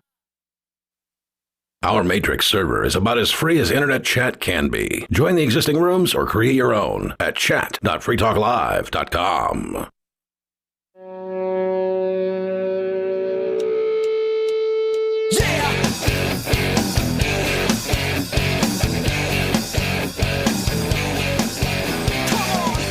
It's Free Talk Live, special episode that we're mixing up a little bit with no call-ins for the first half, and then towards the end we'll open up the phones because we're in the midst of what should be very interesting Republican county meeting here, or city meeting here in Keene, which we'll tell you more about after the fact. Coming up probably in the next segment or so, I'm guessing. I would imagine so. We're in the past right now. That's correct. With you tonight, it's Ian, Bonnie, and Arya. And so a little bit of news out of our very own New Hampshire. I saw this in the New Hampshire Cop Block group that I'm in on Telegram. There's a couple of guys now that are living here, and I think they're both relatively new movers. One of them is the guy from, his name is Joa, and he does a channel called Breaking the Flaw on YouTube. And he's been doing this for years, where he didn't live in New Hampshire up until 2020. He moved in 2020, I think. And prior to that, he was in Rhode Island and had been doing a lot of sort of New England area, what they call First Amendment audits. Do you know what that is? What a First Amendment audit is? So when you go to a public, like a courthouse or something, you try to make sure that they're letting you film them trying to take your camera away. Well, hopefully they won't try to take your camera away, but if they do, it usually makes for some pretty good footage. But yeah, the idea behind a First Amendment audit is not just to go to courthouses, but any government building, any building that is ostensibly open to the public. You go in with a video camera rolling, and you just tour around and see where you can go and see what the bureaucrats do. And they usually call the police, and the police come and they want to question you and get all your information and tell you that what you're doing is suspicious because you might be a terrorist and other nonsense. Have you've seen some of these? Yes. So there's apparently another guy. So I mentioned Joa from Breaking the Flaw, and he's a longtime Free Talk Live listener. It was actually our show, I think, that helped influence him to make the move to New Hampshire. So nice. Kudos. In fact, we're actually now sponsoring Breaking the Flaw on YouTube, which is pretty cool. But there's actually another guy apparently out there, and we're going to talk about him here. Hampton, New Hampshire. Now, Hampton. This is one of the beach communities where the rich people live, basically. Sure. And that's the beach that we went to for Veterans Day or Memorial Day or whatever, right? That's right. When we went illegally onto the beach in New Hampshire that was closed. Yeah. And no one gave us a hard time. That was Hampton Beach, which is, I think, next door to Hampton. Okay. And then there's Northampton or something. So there's 3 different Hampton towns, and they're all over in the Seacoast. Anyway, this is from seacoastonline.com. A man who live streamed from town hall complaining his rights were being violated because he wasn't allowed to go to the second floor due to COVID-19 restrictions, quote, frightened, unquote, town employees, but did nothing illegal. The February 1st incident resulted in a few town employees emailing Selectman Mary Louise Woolsey, telling her they were, quote, terrified, unquote, of the, quote, lunatic who went into the town office with his camera, unquote. Sounds like AOC, how she almost died in the Capitol. So this guy's filming everything he's doing, and they still feel afraid? That's right. That's the exact opposite of how this should work. Well, that's how unfamiliar they are with people actually exercising their rights at this town hall. Yeah, that's what I was thinking earlier. That looks so odd to them that they have to go up and see what the suspicious thing is about just because somebody is filming what they're doing. Yep, and they were scared about it. Woolsey wanted to know why selectmen were never notified by town management and why town police did not, quote, take him somewhere and throw him. No idiots should be allowed in. Who said that? This is a selectman. This is the equivalent of a city councilor in this town. No idiot should be allowed in? Yeah, take him somewhere and throw not allowed in. Somebody needs to throw him. That's so stupid. Town manager Jamie Sullivan addressed the incident for the second time Monday night, saying at no time was any town employee in danger. Sullivan said, I was involved from the beginning. Law enforcement was involved from the beginning. They monitored it the entire time. No one was unsafe. At no time was this person a danger. An annoyance, perhaps, but nothing further. Unquote. The man, who identifies himself on camera as Mark, live streamed the entire incident on his YouTube channel called Press NH Now. Wow, they actually plugged his channel. They did, so kudos to them for that. They didn't link to it, but they did say what it was called. Trying to make the point that COVID-19 policy decisions were not law, and that he had a right to film in a public building. The hour and 49-minute video starts with the man stating that he was just informed he would be arrested if he returned to the second floor where the town manager, finance department, and town attorney's offices are located. The second floor has been closed to the public due to the COVID-19 pandemic. Coronavirus doesn't go on second floors. Quote, I don't follow policy, I follow the law, and they are denying me access to upstairs, he says while talking to his followers, commenting in the chat section. Quote, this is a public building, we all pay for it. He later stated he was conducting a First Amendment audit, trying to get a copy of the town's code enforcement ordinance while videoing town employees as he asked them for assistance.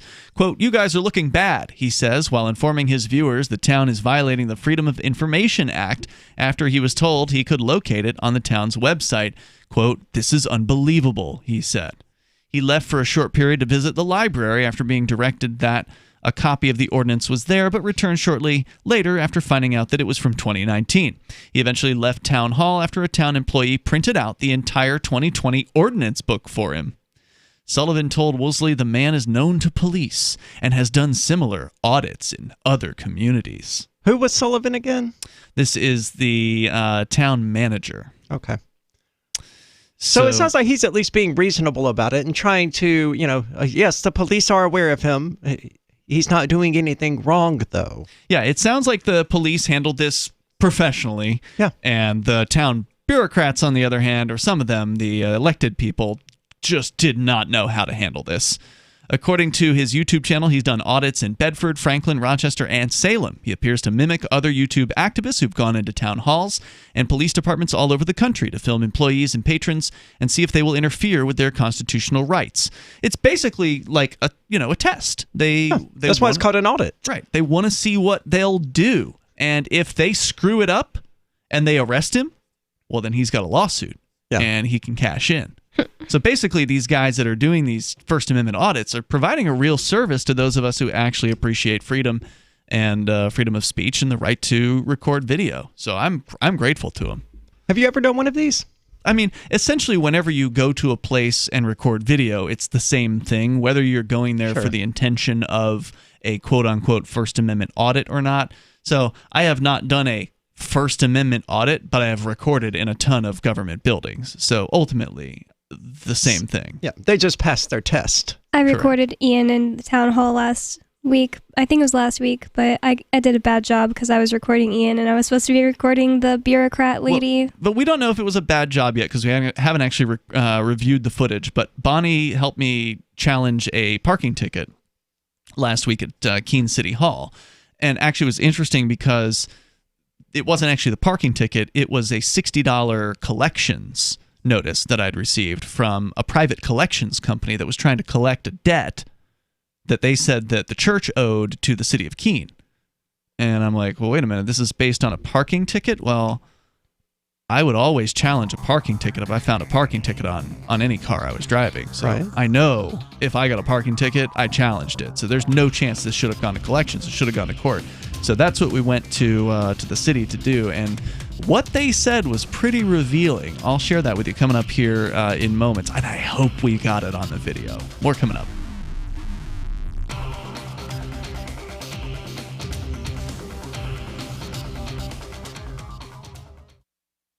This is Michael Dean from the Freedom Fiends. I've run websites since 1996 and have used over a dozen web hosts in that time. AgristHosting.com is the only one that hasn't broken my heart. Agrist Hosting's uptime and service is stellar, and their DDoS mitigation is the best I've seen. That's important because if you tell the truth in this world, you'll ruffle feathers. And some people will try dirty tricks to silence your voice. No matter what the haters hit us with, Agrist Hosting keeps our websites online. If you have a mission-critical commercial presence or a world-changing activism site, you cannot tolerate any skullduggery. So go with AgristHosting.com. Have a WordPress or blog site, but you're not satisfied with performance or uptime? Or just want raw hosting? Want to pay with Bitcoin? Agrist Hosting specializes in high-performance hosting with personalized service. Go to AgristHosting.com and click on the button that says Get Hosted. That's AgristHosting.com.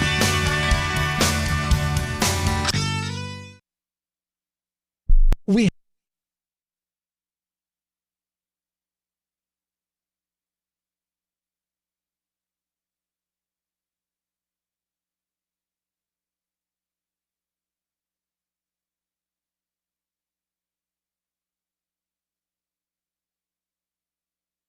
Join liberty-minded voluntarists, anarchists, and libertarians from June 28th through July 4th for ForkFest 2021 at Rogers Campground in the beautiful White Mountains of New Hampshire. ForkFest happens the week after the Porcupine Freedom Festival, and ForkFest is decentralized, which means no one is in charge. That also means there's no ticket cost.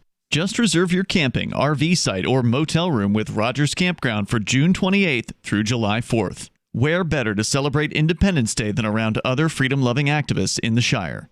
You can relax and enjoy the camaraderie of like-minded people, or you can create whatever experience or event you'd like others to have.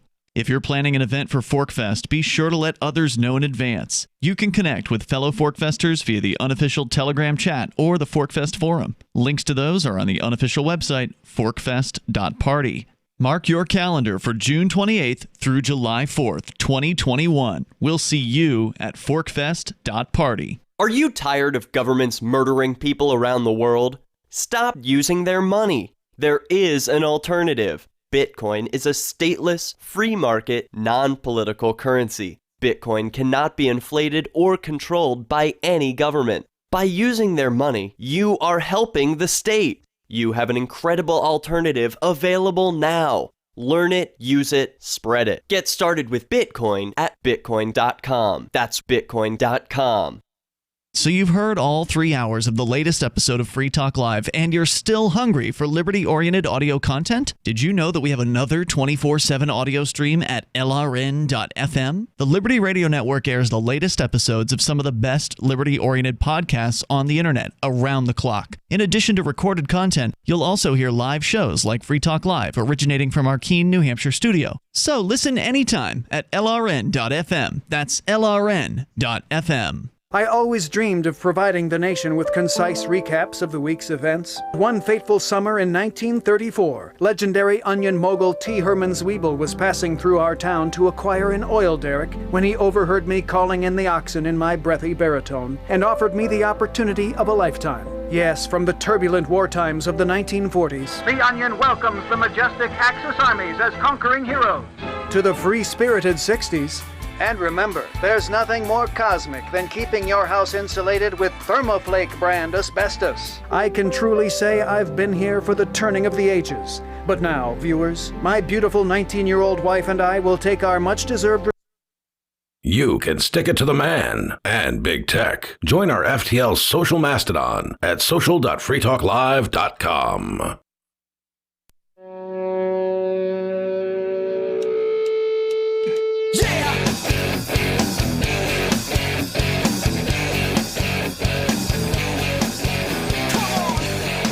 Hey, we're actually live now. Welcome to the program, and sorry about the dead air at the beginning of the show. I know you shouldn't apologize for mistakes like that, but it was 3 minutes. You couldn't ignore that one. So it happens. I mean, no one's perfect. Nope, I screwed that one up, and that's because we were doing something different earlier in the show, which is playing a recorded episode that we started doing last night. And the reason was we were going to attend and have a little trolling fun with the local Republican committee meeting here in Keene, because it seemed like in advance that they had been trying to push out any supporters of you, Aria DiMezzo. And that certainly seems like what they were doing tonight. Well, they definitely did that in Grafton County, New Hampshire. Right. And this is Cheshire County, and that's what they did tonight. Almost openly in Grafton.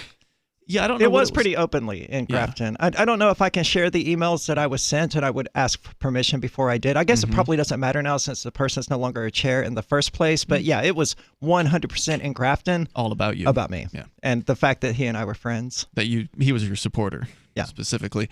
So we said we were coming back live. We are back live. We'll take your calls and your thoughts at 603-283-6160. I do have the actual audio of the bureaucrat at the parking department, which is what we were talking about at the very end of our recorded show. Oh, you do have that. I have that audio ready to go, so we can play that for you, where they actually admit on video audio that they would prefer to not have to fight us in court, basically. I'm summarizing what she said. That's beautiful. Let me go to your phone calls here first. We got Mark. He's in Arizona. Mark, you're on Free Talk Live. Thank you for taking my call. Turn down that radio in the background, or it's going to get real confusing. I'm sorry, I can't. You can't. Okay. Well, it's going to get possibly very confusing. Go ahead with what you had to say. Does Aria have any comment to the... Hello? See, this is what I was talking about. You're listening to yourself on the radio, and it's going to confuse the hell out of you. Let me turn it off. That's what I asked you to do before. Okay. So I'm sure I have some sort of comment about whatever, though. I mean, I usually sure you do. Mark, are you done with that, or should we come back to you? Wait a minute. Okay. I'm trying to turn it off. Yeah, we're going to give you a minute, and you can wait there while we bring Ronald on the line here in Indiana. Ronald, you're on Free Talk Live. Yes, sir. I kind of like to change it up a little bit. I got to check into some math, and I can't figure out why 51% of black babies are aborted in the United States now. Huh? And only 18 to 12 of white babies. God called and said, could we get the white baby abortion rate up a little higher so it's closer? I'm not a racist or nothing, but should we bring the white baby rate up or should we take the black rate down? I'm kind of confused here. I don't really get it. LeBron's not complaining. Stefan's not complaining. Jackson's not. The DNC's not complaining. For Christ's sake, they support these fools. I'm sorry. Well, I support an individual doing whatever the individual thinks is best for their long-term, well-being. And the fact of the matter. Hold on, let me finish. Let me finish. I'll put him on hold. Go ahead. Babies are very expensive. It's generally good advice for a person who's trying to move forward in the world and establish a career and things like that to not have a baby. Mistakes happen, things like that. So abortion becomes necessary. If that's happening more commonly in black neighborhoods, black communities, it's not necessarily a good thing or a bad thing. It's just opening up those people to move forward in the world without having this, $20,000 a year debt attached to them. And as far as you saying that black celebrities don't talk about it, Kanye West very publicly brought it up at the beginning of 2020, saying that he thinks that it's like a conspiracy. He brought up that... Yes, ma'am. The black doesn't. The DNC doesn't say nothing. The black leaders don't say nothing. Is that not treason, or am I just an idiot? It sounds like it's people treason. Voluntarily having abortions. So, I'm not really sure what your point is here tonight, Ronald. I better go. I'm getting upset. Hey, God bless you. Okay, goodbye.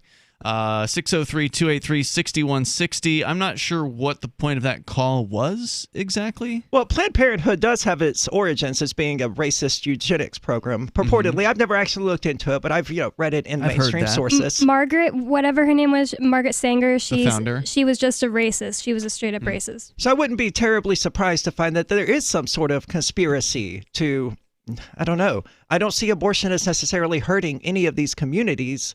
If it's, No, if anything, it would actually help those people who don't now have to pay for a child they didn't want. Right. I mean, that's going to do economic damage to a person and will do damage to a child, because if you're born to parents who don't want you, that's not going to be a good life. Yeah.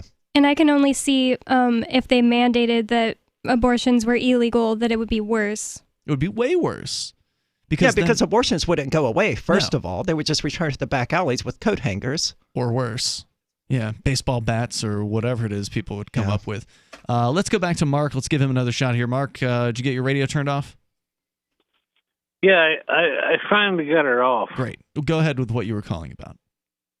Well, Dennis Prager said today on his radio show that should a biological male compete with the biological female? You mean like in a sporting event? Because he identifies as a woman. Are you talking about in like a sporting event? I don't know what he was talking about, but he I don't know either. I would assume a sporting event. Okay. What's the question for Aria? For Aria is it right that the biological male should compete against the biological woman? In what? In any sort of sports. Yeah, he's referring to certain people who are trans want to go, let's say they were born a man and they have transitioned into female. Should they be allowed to compete in like the women's NBA or women's weightlifting or women's whatever? Aria, what do you think? There's no real good answer to this that's going to make everyone happy. But you do have, I think, the fastest female runner in the world is just constantly being accused of being trans or having XXY chromosomes or whatever. It's not that gender and sexuality aren't these ultra simple things that people who grow up and think, oh, well, boys have this part and girls have this part, and that's the end of it. It's not that simple when we're actually adults. It matters. I can probably out arm wrestle a lot of still biological men, and there are a lot of biological women who could do that as well. It's not like every single male is stronger than every single female. No, on but we average, know though, that yes. men, people born as men Sure. are upper body strength. They got it when women don't. Well, Just generally, they have the physical prowess because of testosterone. But on the other hand, you do have female to male trans people who could have been injecting testosterone from the time they were 12 and essentially gone through puberty as a male. Would they be able to compete on the same level with someone like Tom Brady or whoever? I have no idea. And what these athletes want to do is, what I want them to do is make their own decisions. If they don't think a competition is fair, then stop competing in that competition and find one that you think is fair. Yeah, start your own league. Okay, but and ultimately this is a question that only the leagues should be answering for themselves as a private organization that makes decisions about whatever their rules are. But if you were in charge of, women's weightlifting, would you exclude people born as men? I would. You would. I would. I think I'm kind of with you on that one, because it doesn't seem fair. I mean, I would gladly refer to them as females and all of that, but if they were on steroids, I would exclude them as well. And for all intents and purposes, testosterone is a steroid. Well, would you exclude women who've been weightlifting before? I don't know. There's lots of different ways to have exclude a woman from a weightlifting competition for women. But there's lots of different ways to have an advantage. Sure, but there's no doubt. Taller women with longer arms. I mean, no doubt about it, but how many pull-ups can you do? 0. I'm pretty sure I'm on the low end of that anyway. I've never had a girlfriend who could do a pull-up. How about you, Arya? I do not generally ask whether or not they can do pull-ups, so I have no idea. It's just not fair. I mean, it's not even a close competition between men with upper body strength and I never practiced at pull-ups over years of my life, and I could hop up and do at least a handful usually. Well, also you're thin. You don't have to lift a lot. Well, so are you. All right, so thank you, Mark, for the call. I think 603-283-6160. Appreciate it. And you can call in to bring up whatever you want. We'll play the parking department situation coming up. Hey guys, Mark Claire here, lionsofliberty.com, where we strive to advance the ideas of liberty daily. We bring you the Morning Roar. That's right, every Monday to Friday we'll have a brand new edition of the Morning Roar, where we provide a roundup of some news stories that you may not find in the mainstream media or even in your typical social media newsfeed. We find stories that relate to the ideas of liberty and provide you with our liberty perspective on them. Every Monday, we have our longest-running feature, Mondays with Murray, named after the great libertarian Murray Rothbard, where we'll examine an article or an excerpt from his works and help convey his view, along with our little spin as well. We wrap it all up every Friday with Felony Friday, where our own John Odermatt goes out and takes a look at some sort of felony. There's felonies committed every day, whether it's a felony committed by the police, a politician, or even an average citizen. You can find all of this and so much more over at lionsofliberty.com. Advancing the ideas of liberty daily. So you've signed the Shire Society Declaration and are planning your move to New Hampshire to be around more liberty-oriented people. Next, sign up for the Shire Society Forum at forum.shiresociety.com. There are a bunch of people there who are already in the Shire, and they want to meet you. If you're already in the Shire physically, you should also come by the forums. Remember, not everyone uses Facebook. New people are signing up for the Shire Society Forum every month, so drop in and say hello at forum.shiresociety.com. If you want to know the latest about Free Talk Live before we go on the air, all you need to decide is how you want it delivered. It's your choice. Visit news.freetalklive.com to receive our usually weekly news updates by email. Plus, we have a Twitter account at twitter.freetalklive.com, and you can follow us on the decentralized Mastodon platform at toot.freetalklive.com. So please follow us at toot.freetalklive.com and sign up for our emails at news.freetalklive.com. Why did you move to the Shire? I moved here to the Shire because there's other people around who take liberty just as seriously as I do.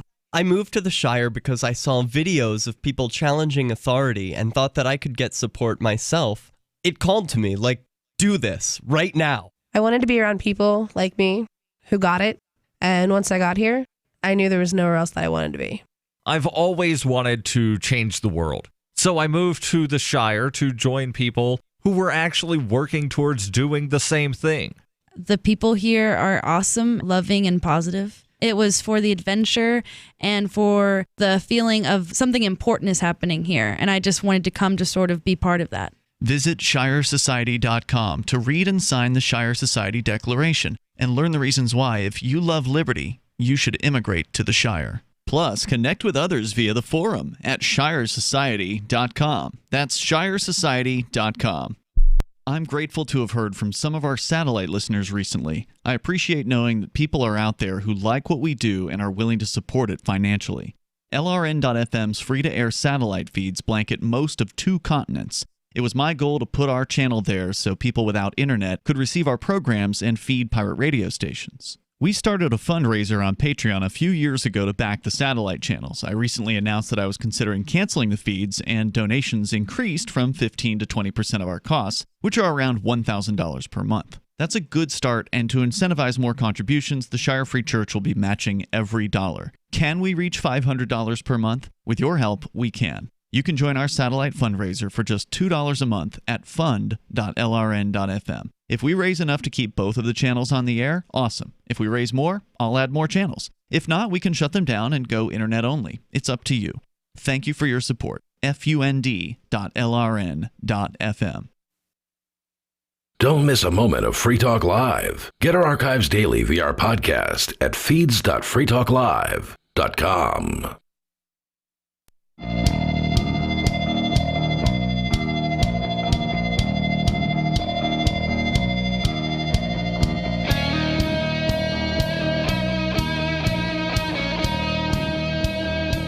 It is Free Talk Live. The number here is 603-283-6160. And, of course, you can bring up anything you want. We are live at this part of the night, so thanks for bearing with us as we did the first hour and a half as a recorded episode. And maybe we should recap what happened. We failed miserably. Oh, it was exactly what we expected. Yeah. We still trolled. We didn't fail at trolling. That's true. That's true. R.A., you were topless as you promised during this call with the Republicans. It was one of these Zoom meetings.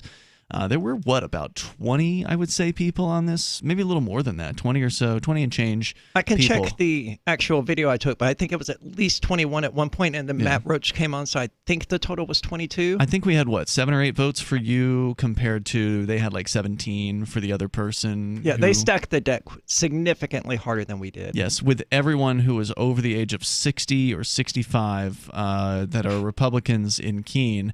Keene, New Hampshire is where we live. We tried to join the Republican Party a couple of years ago just to have access to the ballot in a way that the Libertarians didn't, because it's a lot easier to run as a Republican, as we mentioned, I think, earlier in the show tonight. And, tried to bring some fresh, young people into the Republican Party because, honestly, they're just dying off. Literally, they are getting old and they're not being replaced by anyone. So, I mean, we did a good job of that. We brought in a lot of young people. We did. And all of those young people were just smacked down tonight. That's right. I was the vice chair of the party, and Bob Call was the chairman of the party, and neither of us are continuing in those roles. We were replaced by a woman and a man, probably in their 60s. So you were replaced by old white retirees. Yeah. So there's not a whole lot that appears to be changing here with the Republican Party. In fact, right now at the top of the Drudge Report, there's a headline: "There's nothing left. Why thousands of Republicans are leaving the party." It's tens of thousands. I looked into the article. I don't know why they characterized it so lightly, but yeah, it's 20,000 so far. Wow. And maybe as high as 75,000. Is that nationwide? It says here it's in California. It's more than 33,000 Republicans in just California. Pennsylvania, 12,000 voters. 10,000 Republicans in Arizona. So, I mean, you're talking about New York Times did an analysis of January voting records, found that nearly 140,000 Republicans had quit the party in 25 states that had readily available data. And 19 states do not even have registration by party. So it'd be hard to know in those particular states. So, I mean, the Republican Party's got a lot of problems on its hands right now. Now, I don't know why this schism is happening at the moment. I'm not tapped into the heart of the Republican Party or anything like that. I don't care about the Democrats or the Republicans. Ultimately, to me, my goal is to get the ideas of liberty out there into an election. And if I can do that as a Democrat, I'll do it as a Democrat. I did that when I ran for governor two times in a row here in New Hampshire as a Democrat. If I can do Were it, you on the ballot? I was for the general election. For the primary. Okay, I did not. That's unfortunate. I didn't get through the primary. But maybe I should try that. Why not? Why not? But I was, I've run as a Republican here in Keene. I've run as a Libertarian as well. Whatever it takes to get the word out about freedom, I'm going to do it. But it's interesting seeing what's happening here. I mean, they're at least here in New Hampshire, they're closing ranks. They're shutting out the young people that were trying to get involved in their party and doing everything they can to be as inaccessible. And, well, I guess they were accessible tonight in that they were on Zoom. I don't know. We've never had any sort of check as people came into our meetings in the past. Oh, can I see your Republican card? I need to know that you're actually a registered voter. Not to mention, we would have to check that if we were going to have a vote. We would. Okay, it's part of the bylaws. But not to mention, they carefully controlled who could access the meeting and who couldn't. That's right. If you had the email, even if you had all of the information you needed, they had to actually approve to let you join. Correct. And that's gatekeeping if I've ever seen it. Yeah, they had a plan tonight. They executed their plan, and they did it flawlessly as far as their perspective is concerned. They got all their cronies back in charge of this pointless party, by the way. The Keene Republican Party is completely pointless. It is, essentially they're shouting into the wind, basically, here in Keene, because Keene is a strong Democrat, major stronghold location. It's yes. Democrats top to bottom. Democrats win every single election here unless it's like a city council, which is nonpartisan. In that case, you have a chance as a Republican, but you can't really wear your Republicanism on your sleeve. Otherwise, it isn't going to work for you. But they basically just shut out everybody who is under the age of 60 from participating. And at the same time, they're having a bunch of people leaving their party. Juan Nunez, now this is nationwide, he's an Army veteran in Pennsylvania, said he recently left the party and he long felt the difference between the United States and other countries was that campaign season fighting ended on Election Day when all sides would peacefully accept the result. He said the January 6th riot changed that. What happened in D.C. that day? It broke my heart, said Nunez, a lifelong Republican who is preparing to register as an independent. He says, it shook me to the core. So apparently the biggest spikes in Republicans leaving the party came in the days after January 6th. So apparently they're blaming the Republican Party for what happened. Well, the Republican Party stood behind Trump and his nonsense for 4 years. Mm-hmm. They almost never challenged him on it. And when they did, it was very weak and ineffective. So I'm not surprised. They didn't have the backbone to challenge Trump until he was on his way out of power. Mm-hmm. And so they was like, he no longer matters anyway. We can finally stand up to him. Right. They're cowards. I wouldn't want to be associated with them either. I do briefly want to give credit to the Keene Republican Committee for not falling into any of the traps that were laid tonight. They never addressed the fact that I was topless or the fact that Bonnie was misgendering them. Or that I was wearing a leash. They ignored all of it. Honestly, I didn't notice the leash. Okay. I just kept looking at your breasts. It was right in between them. Was it? Wow. Yeah, didn't even notice that. But apparently they didn't say anything at all. And you're right. They could have fallen into the trap, but they didn't. So I guess they deserve some credit for that. I bet they were preparing for trolling. They would be stupid if they weren't. There's hey, we're about to kick out all these people. They know we're about to kick them out. Yeah. Aria is attending this event. There will be shenanigans. Yeah. And there's video. You're going to work on that tonight. That's going to be posted where? Probably. I'll probably send it to you if that's okay and you're going to be awake to put it on Free Keene. I'm just going to clip out the really boring stuff. Okay. Is that going to get me banned from YouTube? It didn't. I can just put it on my channel then. Yeah, why don't you put it on your channel and then I can It didn't hurt me in the past, but... What's your channel, Aria? On YouTube. YouTube.com/ Just go to youtube.ariadimezzo.com. That'll get you there. youtube.ariadimezzo.com. Yeah. Okay, cool. So they're talking about people here leaving the Republican Party. Many of them are going to register as independent. Other states have the unaffiliated status or undeclared like we do here in New Hampshire. So I wonder if we're going to see similar things happening here.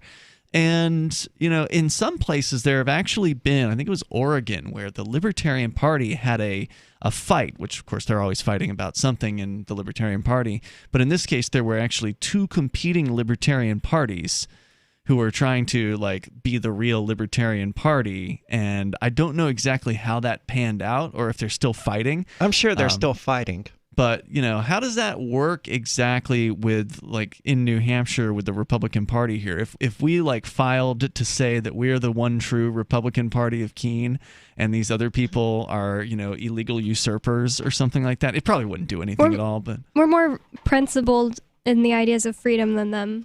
Well, we definitely are that. And decentralization.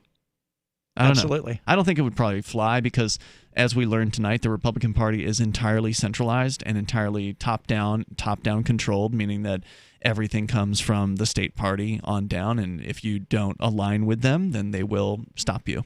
Yeah, it's absolutely absurd. I mean, they want to paint themselves as being, you know, for a smaller federal government and for stronger local governments, but everything within their party structure suggests that they're the exact opposite of that. We could spell Republican wrong. You mean register a different political party or something? Yeah, we could be the Republican Party of Keene with a K instead of a C or something. Unfortunately, I don't know. Honestly, I don't really desire to have any further association with these people after their behavior over the last 7 or 8, 9 months. Yeah, it felt dirty to register as a Republican. It did to me as well, but I was like, but I'm not actually a Republican, so it's just a letter next to my name. But I do feel awkward pointing out to people that I'm registered as a Republican. They're like, you? It's a long story. So now you're thinking about registering as a Democrat? I don't know, man. Because unfortunately, there's no so other many good choices. paths forward that it's like, how do I pick this one? What's going to be the funniest? Indeed. 603-283-6160. That's 603-283-6160. If you want to join us, you can do that. Coming up here, we get the parking department admitting that they're glad that we haven't been taking things to court because they don't want that to happen because they always have to drop the charges whenever that happens. We'll explain what's going on with that coming up here in hour 3. You can join us as well. It's Free Talk Live.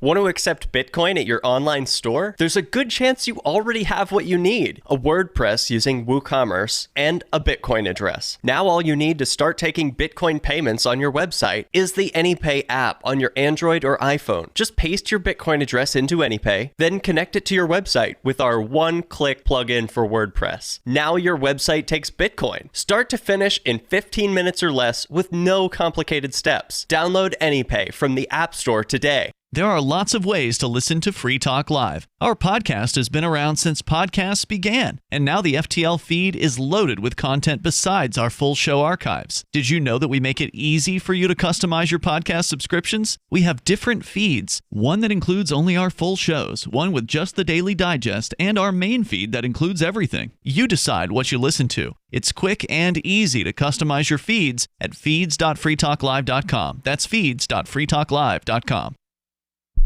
The new 4th edition of Healing Our World, The Compassion of Libertarianism, will take your understanding of liberty to a deeper level and has over 1,300 updated references, new cartoons, and a foreword by Dr. Ron Paul. With discounts for multiple book purchases, the 4th edition of Healing Our World is a great gift for the liberals, pragmatists, environmentalists, and Christians in your life who think libertarianism is cold-hearted. Get yours today at healing.freetalklive.com and use promo code FTL for a $5 discount.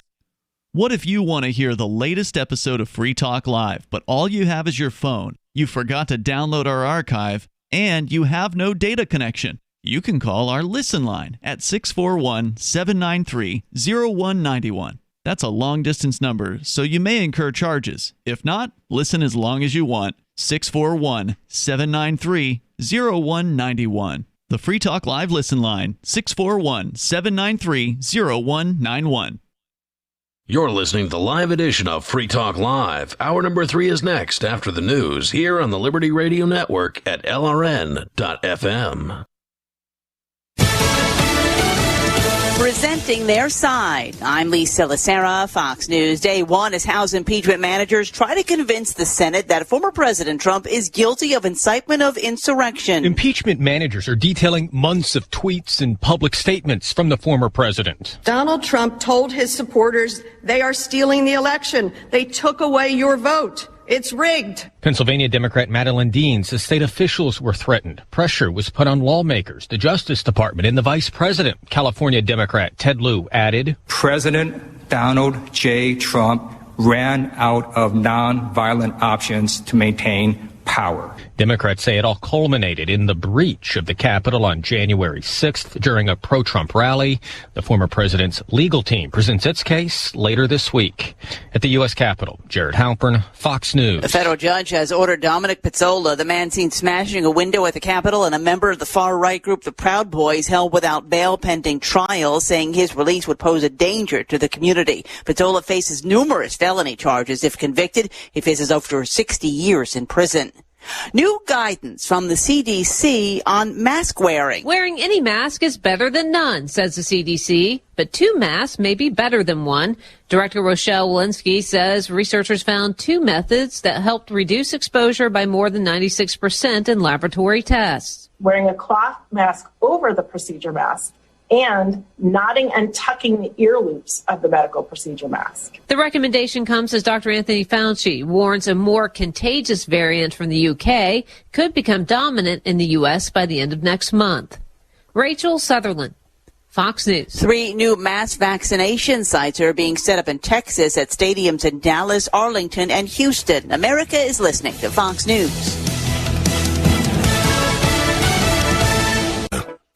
Join over 24,000 of some of the fastest growing companies in the world who rely on NetSuite. Just ask Sean Nelson, founder of Lovesac. We started as a beanbag company in my parents' basement. And the next thing I knew, we were one of the fastest growing furniture companies in the world. Only problem? We still had multiple systems for everything. NetSuite gives you visibility and control over your financials, inventory, e-commerce, HR, and more. Lovesac furniture is built to last and infinitely adaptable, just like NetSuite. Find out how NetSuite can help your company with a free product tour at netsuite.com/relax. We're learning more about the suspect in yesterday's deadly shooting at a medical clinic in Minnesota. 67-year-old Gregory Ulrich now jailed, and we're told cooperating after police say he walked into an Allina Health Clinic in Buffalo and began shooting, killing 1 and injuring 4 others Tuesday. This incident was targeted at that facility or at someone within that facility. Buffalo Police Chief Pat Budke saying Ulrich's been on law enforcement's radar for years and had a history with drugs and with the clinic. Court documents show a judge in 2018 dismissed a violation of a restraining order against Ulrich, ruling he was not mentally competent to stand trial. The suspect was also ordered to stay away from that clinic and a doctor who works there.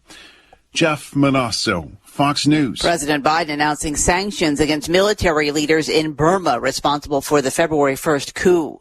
Russia with a show of force over the Arctic. A pair of Russian supersonic bombers flew a lap over the Arctic Tuesday, days before the U.S. were to deploy their own supersonic B-1 bombers for the first time to Norway. The Russian Defense Ministry released video of blackjack bombers flying over the Barents, Greenland, and Norwegian seas, in a not-so-subtle message to their American counterparts. In recent days, Russia has deployed MiG-31 Foxhounds, long-range fighter interceptors built to shoot down American bombers. Russian supersonic bombers also flew over the Black Sea Wednesday, where the U.S. Navy has 2 warships and aircraft training with Turkish forces. At the So the protection of life, liberty, and property is what the Free State Project is all about. But it's an effort to move 20,000 people who understand. It's about demonstrating to the entire country that, yeah, we can have a free market, a truly free market. Making it just a freer, great place to live. It's the world's largest voluntarist libertarian community, and it's only getting bigger. That's amazing, to be able to move to a place where other people passionately believe in being free and independent. What the Free State Project is managing to do, though, is to put their money where their mouth is. Physically getting up across the country and saying, let's go someplace and let's demonstrate the power of these ideas. There's a lot of kind of philosophy that surrounds liberty. There's a lot of thinking about it and talking about it. But here in New Hampshire, people are doing it. 101 Reasons Liberty Lives in New Hampshire, a documentary by Free State Project Early Movers. Watch it free at 101reasonsfilm.com. 101reasonsfilm.com. A new report by the Department of Health and Human Services has found that the average male is 4,000% less effective in fights than he imagines, casting powerful doubts on many men's claims that they could take someone out in 2 seconds or smash a guy's face in with their fist. On average, men describing hypothetical fights overestimated their level of combat skill by a factor of 40, with 80% of males incorrectly predicting they could mess a guy up real bad with one solid punch to the jaw. During actual physical altercations, however, these men were statistically more likely to end up hurting themselves, or, most commonly, trying to diffuse the tension by nervously saying, "Hey man, let's all just calm down, okay?" before any fighting even came to pass. Researchers discovered that men were significantly weaker than they verbally indicated while chatting with friends in bars and locker rooms, and that men who were 90% sure they could tear someone a new asshole tended to succeed in fewer than 1 in 10 fights. This is the Onion News Network.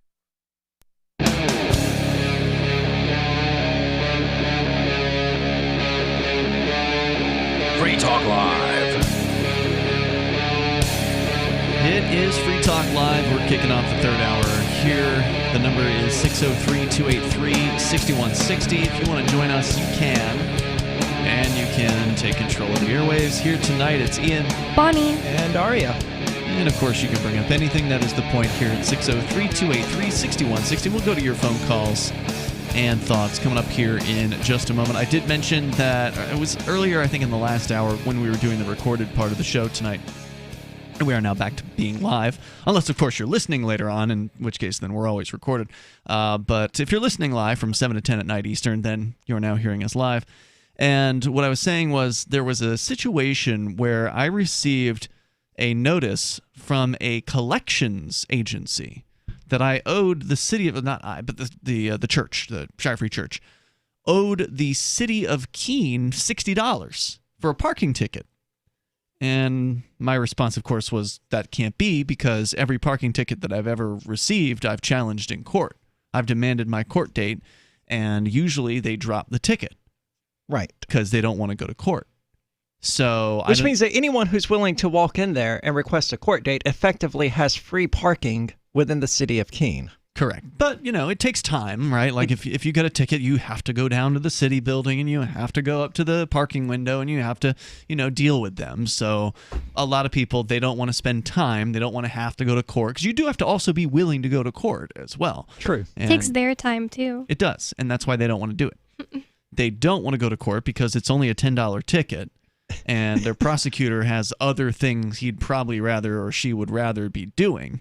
So it's like, do you really want to prosecuting freaking parking tickets? Yeah. God, I would rather be doing anything with my life other than being the person who prosecutes parking tickets. Right. So, you know, they've learned their lesson effectively here over the years in Keene, New Hampshire, where we do this show from, because multiple hosts have done this. Chris Wade on Friday nights was the most successful recent parking ticket challenger. They actually did take his tickets to court. This was probably like 3 years ago now, and he won. Nice. Which was really interesting. How did he win? You should watch the trial. He basically beat them on technicalities. They wrote down the wrong street or something, they put correct? down like the wrong license plate address or the wrong street, or there was like something they got wrong on the ticket. And if they were, you know, paying attention, they would have gotten it right. But they're lazy bureaucrats, and so they just dropped the ball and didn't fill it out right. They figure you're just going to pay. You know, they can get all the information wrong. As long as they leave a ticket on most people's car windshields, they'll pay it. That's awesome, because that means Chris wasted their time and didn't have to give them money. Correct. And he also got, like, I don't know, 200,000 views on that video. I mean, it's an incredibly well-viewed video on the Free Keene YouTube channel. Nice. So it turns out a lot of people want to see what it's like when you actually challenge a parking ticket or a speeding ticket. Almost any time we get a video that's put up on the Free Keene YouTube channel, and Free Keene YouTube only has like 20,000 subscribers, so it's not like only 20,000. Right, but it's not like you can get 100,000 views out of 20,000 subscribers, right? True. So people are sharing, people are searching. So there's people who are searching for speeding ticket trial or something like that on YouTube, because if you go and you look at like these just basic level ticket things that people are challenging here in Keene, 100,000 views, 100,000 views, 200,000 views. I mean, it's people want to see this boring ass court stuff. What? Because they want to know like. what's possible. Right. Right. They've never seen anything like that before. Or see what they have to say in court to get it taken away. Well, almost never do you actually win. I mean, if you go to court, you're likely going to lose. I mean, they've usually got the evidence against you and, case closed. They put on their case and the judge rules in their favor and guilty. But that doesn't mean you actually have to pay them after all is said and done. In fact, I would recommend that you not. I mean, especially here in New Hampshire, because isn't one day in jail like $150 or something? Yeah, it's $150 off of any fine that they've assessed to you. We'll get to this audio here of what they said in the actual the parking department when Bonnie and I went in to find out why I was looking at this $60 collections notice from a private collections company. Like, how did this happen? I'll play that for you coming up here. But Kirby is on the line in Indiana. Kirby, you're on Free Talk Live. Hey, first of all, I looked Kirby, at Kirby, do me a favor, man. Before you go on, back off your phone like 6 inches. You're way over loud. My bad. Is that better? That's much better. Yeah, thank you. Okay. Our local newspaper, front page, bottom of the fold yesterday, said that Black and Latino people are twice as likely to catch COVID, yet only 3% of us are willing to take the vaccine. I get up this morning and my YouTube feed was flooded with Blacks and Latinos are twice as likely to catch this. And I'm 60, bruh, and I know two people who've had it.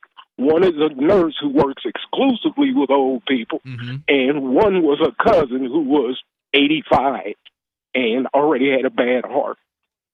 Okay, and is the nurse also Black? Yeah. Okay. Yeah.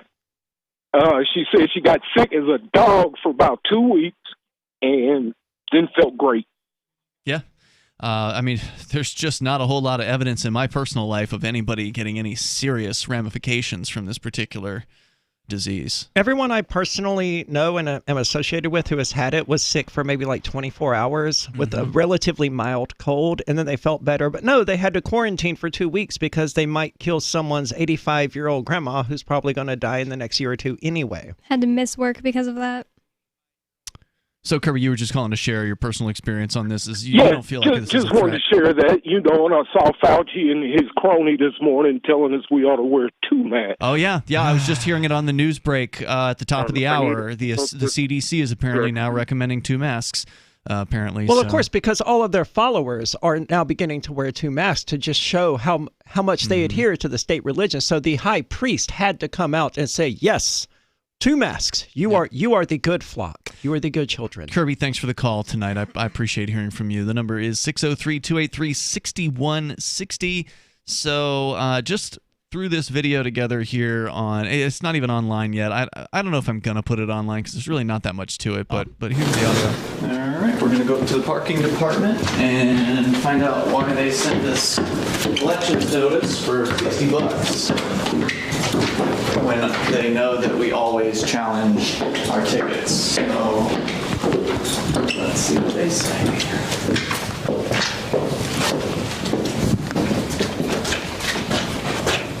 Hello there. By the way, she's not wearing a mask. Well, that's good. Do you think they start to shake or shudder or be afraid when they see one of us walking in there? No. Like, oh, God, what is this? They know what to expect. Yes, Charter Free Church received this notice from what appears to be a collections agency, MDC Recovery Services.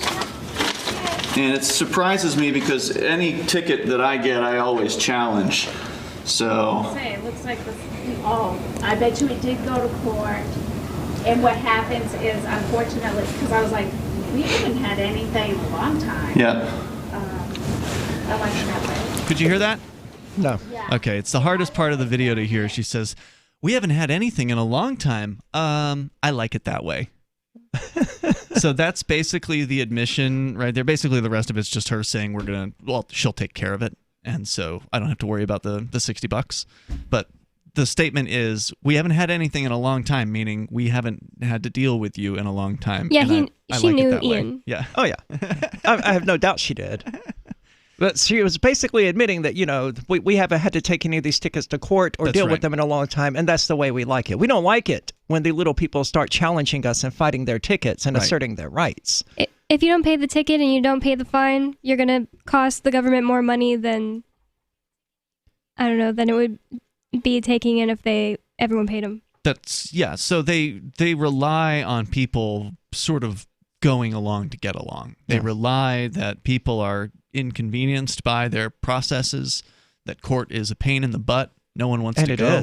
No one wants to go to court, and it's a completely sensible thing for people to not want to go to court. But unfortunately, because people are so obedient, as we've seen, especially in the year 2020, they'll just do whatever it is they're told. That's what government relies on. Sometimes people don't know that they can challenge these things, because I really didn't really know until I started listening to Free Talk Live. That's right. Yeah, you've got to kind of know your rights, and you have to exercise those rights. So it was kind of nice to have that validation that, oh yeah, they definitely don't want to take this to court. I mean, she didn't say that specifically. Well, she says she likes it that way. But that's what she meant. 603-283-6160. You can join us. Free Talk Live.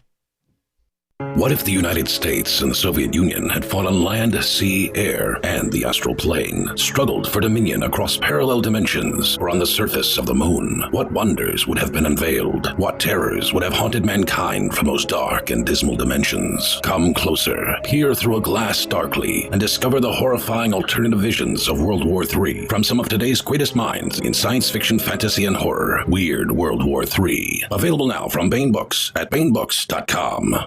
Are you tired of governments murdering people around the world? Stop using their money. There is an alternative. Bitcoin is a stateless free market non-political currency. Bitcoin cannot be inflated or controlled by any government. By using their money, you are helping the state. Stop doing it. You have an incredible alternative available now. Learn it, use it, spread it. Get started with Bitcoin at bitcoin.com. That's bitcoin.com. Divvy's been a pretty good investment for Free Talk Live. Their ad campaign started in September 2019, and from mid-March to mid-July, the values soared by 10 times. It's not too late. Divvy's new wallet hasn't even released yet, and other things are happening that I can't even say on the radio. If you want to invest and potentially do well, go to DivvyProject.org. I can tell you that FTL is deepening its partnership with the guys from DivvyProject.org. Past performance is not an indication of future profit. DivvyProject.org. DIVI Project.org. Look, I'm sorry, but you're in for a world of pain if you use Coinomi. The reason is their wallet doesn't support payments. The solution is simple. Let them hear your voice. Message Coinomi on Twitter, it takes 5 seconds, and tell them AnyPay sent you, because they're on the fence right now, and your voice will prove that people care about using Bitcoin for payments. Go tweet at Coinomi now. Or even better, leave a review in the App Store. They really pay attention there. Thanks. If you're looking for work, the person you are applying to is probably so swamped with applicants that he or she is tough to reach. So call early in the day, before 8 a.m., before the palace guards arrive. You'll need your prospect's direct number, and here's a sneaky way to get it. Suppose the company's main number is 555-5000. You should call 555-5012. When someone says, "Good morning, Pam Johnson," you should innocently say, "Oops, somebody here must have written this down wrong. I was calling for Tom Frederick. What's his direct number?" If the very next thing you hear isn't Pam giving you Tom's number, it may be, "Good morning, Tom Frederick." For more tips for job seekers and getting better results in all your day-to-day communication, hit survivalspeech.com. I'm Holland Cook.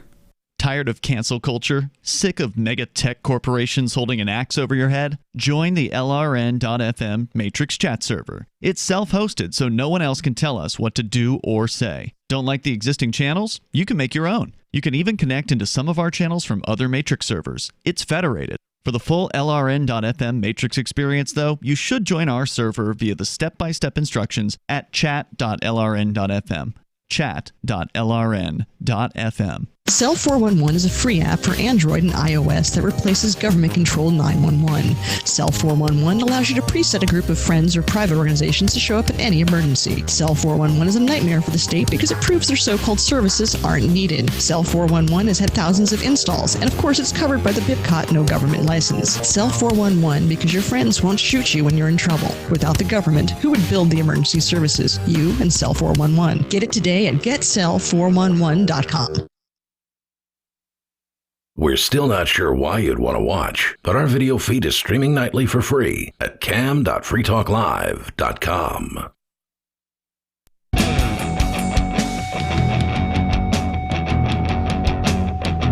Hey, it's Free Talk Live. The number here is 603-283-6160. In the studio with you tonight, it's Ian. Bonnie. And Aria. 603-283-6160. And want to let you know that ForkFest 2021 is coming up in, 4 months at this point. It's not going to be very, very long from now. 4.5 months. Oh, yeah. Excellent point. Yeah, it's coming up fast. Something to look forward to. Finally, a vacation where I spend the entire time working. June 28th through July 4th. Those are the dates. You're going to want to mark your calendar now. For this, I'm excited about it. It's going to be year number 5 for ForkFest. And Aria, I think you've been to all of them, right? I have been to every ForkFest, yes. And you guys, I hear, are planning a bigger and better rock show. We are. We are resuming practices this coming Sunday. Excellent. Captain we have Kickass. better equipment, and we're strongly considering renting out the pavilion in order to utilize that equipment. I know Captain Kickass was saying he was putting together like a fancy remote road kit or something like that. He spent some good money on some like fancy mixers and things like that. I mean, which was live needed. Sound stuff. I mean, the last show was like a proof of concept for the most part, I guess. But yeah, if we're going to actually play shows and stuff like that and actually like sound good, there's significantly more equipment that is needed, even now.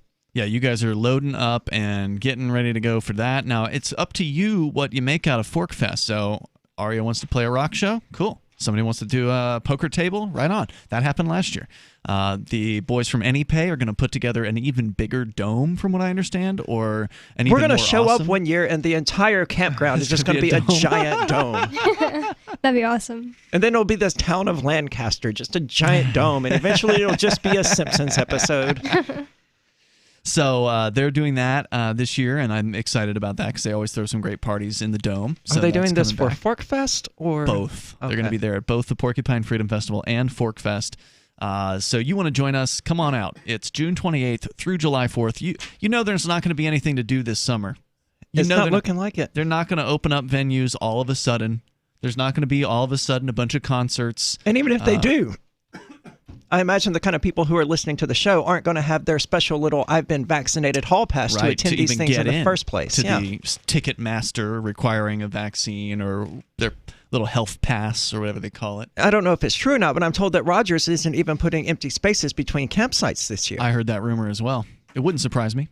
Crosby's hardcore, man. Crosby wants to make some money. He's about to die. He doesn't care. Yeah. Like he's 85 or something But he's like in good shape, man, and he tends those grounds amazingly for someone his age. Does. He really does. I think it has a lot to do with loving what you do and not like feeling like you're done with your life. I think that's why somebody like him is able to be the way he is, where he's literally active every single day on that campground, and he's 85 or older. I think he was 85 2 years ago. He may be pushing 90 at this point. But he'll still be out there on that tractor and that lawnmower. He's going to die on that tractor. Is what's going to happen. And I love the guy. He's fantastic. He is. And I appreciate the fact that he doesn't care about what the government says. He's willing to run his park the way he wants to.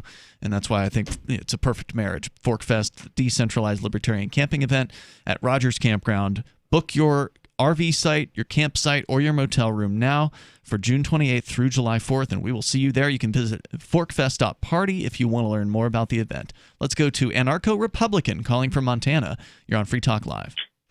Hey, good evening, guys. I want to give you some tips on beating a ticket. Okay.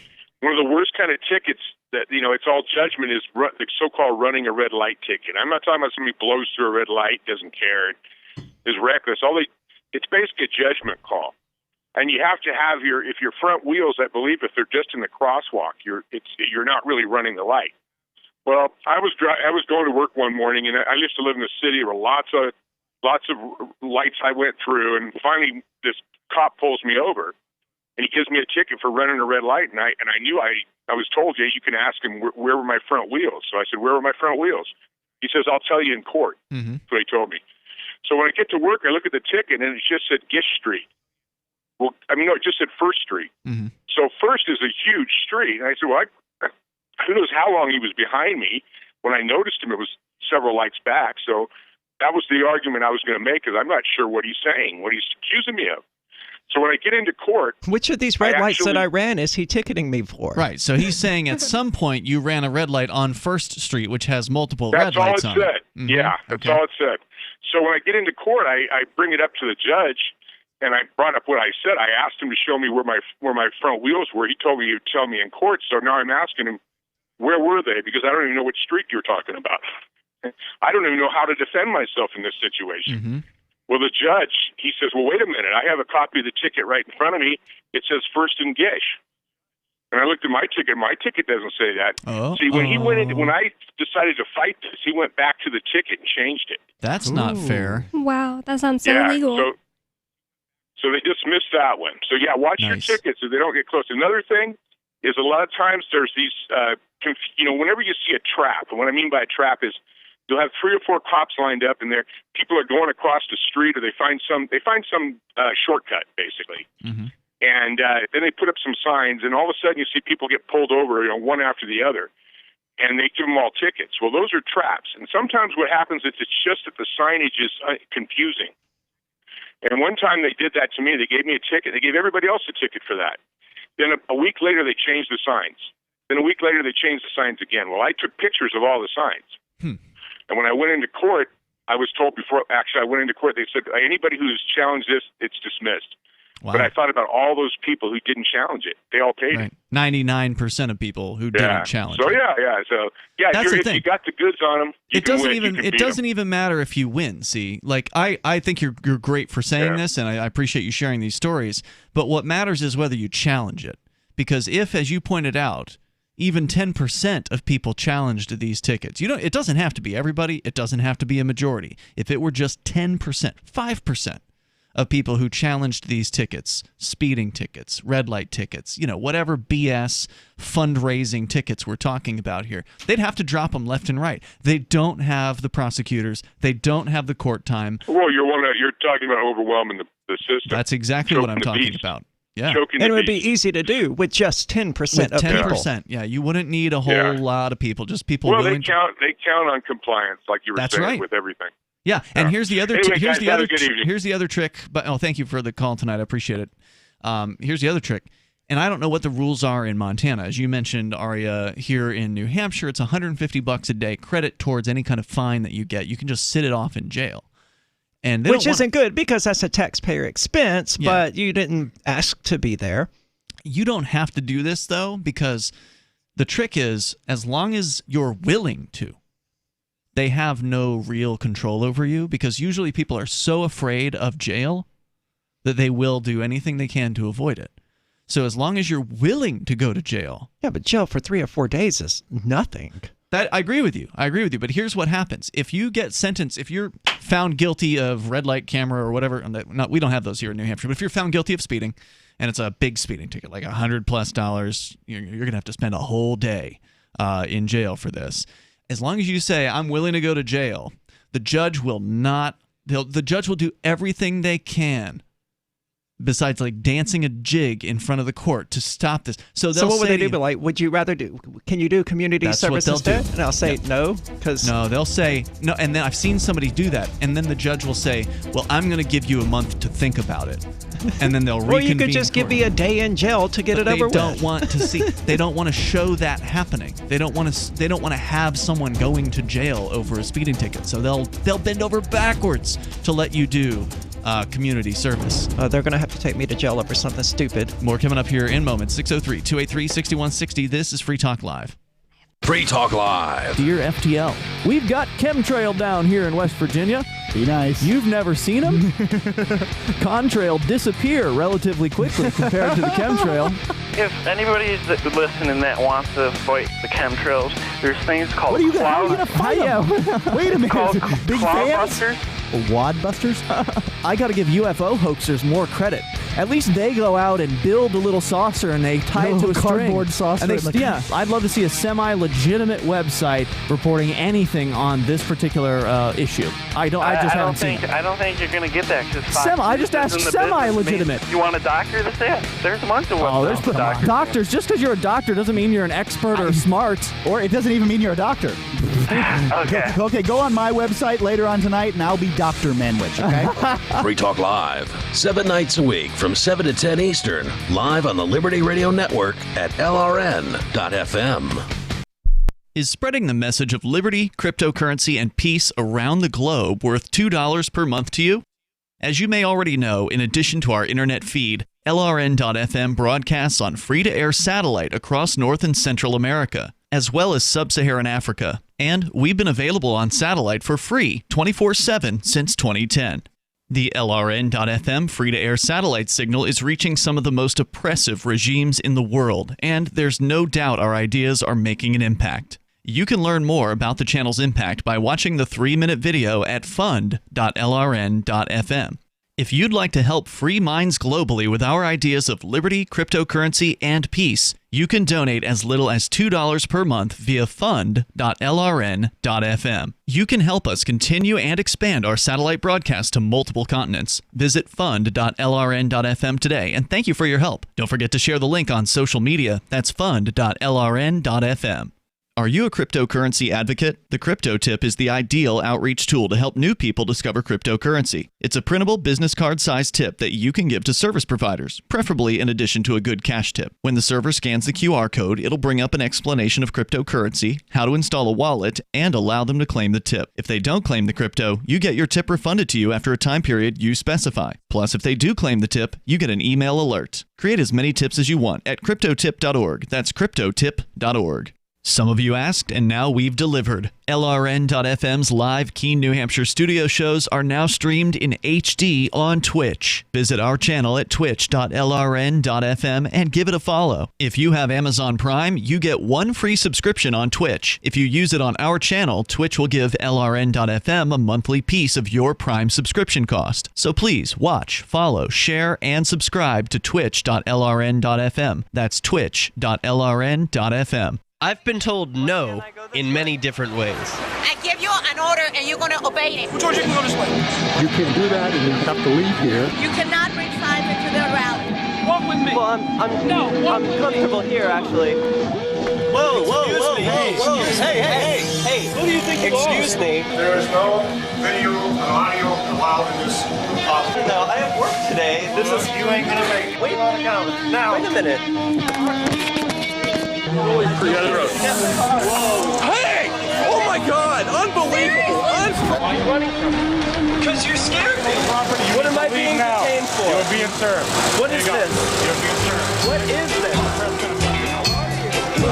Bureaucrats have a funny way of telling people no. That's the sound of the men working on the chain. Derek J's Victimless Crime Spree. Watch it for free and order the Director's Cut DVD at victimlesscrimespree.com. Yep, we still do email. Drop your email address in the entry box at freetalklive.com, and you'll be kept in the loop with Free Talk Live.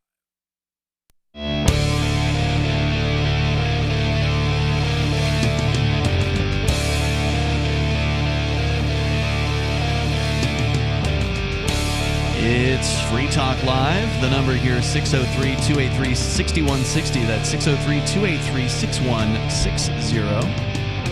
In the studio with you tonight, it's Ian. Bonnie. And Aria. So we were talking about challenging things in court. And Bonnie, you were saying you didn't even know you could challenge tickets. I got a parking ticket last year in, maybe the beginning of 2020. And it upset me so bad because it was $70 in San Antonio. My God. Because I was parked I tried to just park really quickly and go deliver an Uber Eats order because this lady didn't want to leave her stupid office building in the middle of San Antonio. So I saw a place I thought I could park there really fast and tried to quickly go deliver it. Not fast enough. Well, I was a little bit into the, my front tires were on the crosswalk. So it was a $70 parking ticket. You know, it's one of those things that growing up I had always heard, always challenge your tickets and they'll just drop it. But it's all rumor and hearsay, but actually seeing it happen, you're like, okay, yeah, all of those people are right. Just challenge it and it will probably get dropped. I never even heard that. I just immediately called my dad and I was like, I haven't even made $70 today doing Uber, and damn, I got a $70 ticket and he just paid it for me. But my dad is very like, they're just doing their job. He's a their job by harassing people who are trying to do their jobs. Yeah. Yep. Their job is to threaten peaceful people, and this is the typical viewpoint, Bonnie, that your dad has. It's the typical viewpoint that we were confronted with a myriad of times doing what we called Robin Hooding here in downtown Keene, where most of a decade ago, there were many news headlines made by the libertarian activists here in Keene for saving people from getting parking tickets in downtown Keene. Including a special on the Colbert Report. That's right. That was very humorous. It was so funny. If you have a sense of humor, correct. It's very funny. Yeah, if you have no sense of humor, and then you will think that we are ruining the libertarian movement, which is what people actually said about what we did there. But the people who were in the city and the people who supported the city of Keene would say things like what your dad says. Oh, well, they're just doing their job, and you're harassing and threatening and intimidating our poor parking officers, which was total BS and straight up lies. We weren't doing anything to threaten or intimidate these people. And of course not, but neither were the people at the coast recently who did their First Amendment check and upset a bunch of bureaucrats. They don't like anyone challenging them or putting them on camera. No. That was how you were harassing and intimidating her. Suddenly she had to face public accountability and she didn't know what to do, and it made her uncomfortable. They don't like that. Right. So Tyrants don't. They call it harassment, but the reality is it's not harassment because part of their job description. This was revealed in the court case because the city of Keene sued us. And lost. And ultimately lost at the Supreme Court of New Hampshire. But they sued us. They wanted damages. They, demanded X, Y, and Z, and that we stop doing this, etc. And we stood up for ourselves. And thanks to attorney John Meyer, who helped us with this. And by the way, the video, the full trial videos are up on the Free Keene YouTube channel. So if you want to see this, you can. But it's right there in the job description of the parking enforcer. And that is that you must be willing to endure verbal diarrhea, basically, right? Like people are going to say mean and nasty things to you in your job as parking enforcer. That is part of your job to be able to endure that. Well, yes, they're meter maids. Yeah. They're like the lowest of the law enforcement categories. That's right. No one respects them. And people, well, you'd be surprised how many people actually like these meter they maids. May respect the state and the whole idea of this person is just doing their job, but when they get a ticket, they have no respect for that person. Yeah, that's true. It's like you are just someone who walks around here writing people tickets because they didn't get out here 4 minutes soon enough. You're scum. Yeah. Your job is to ruin people's day. That's what you do. You threaten people. You threaten peaceful people.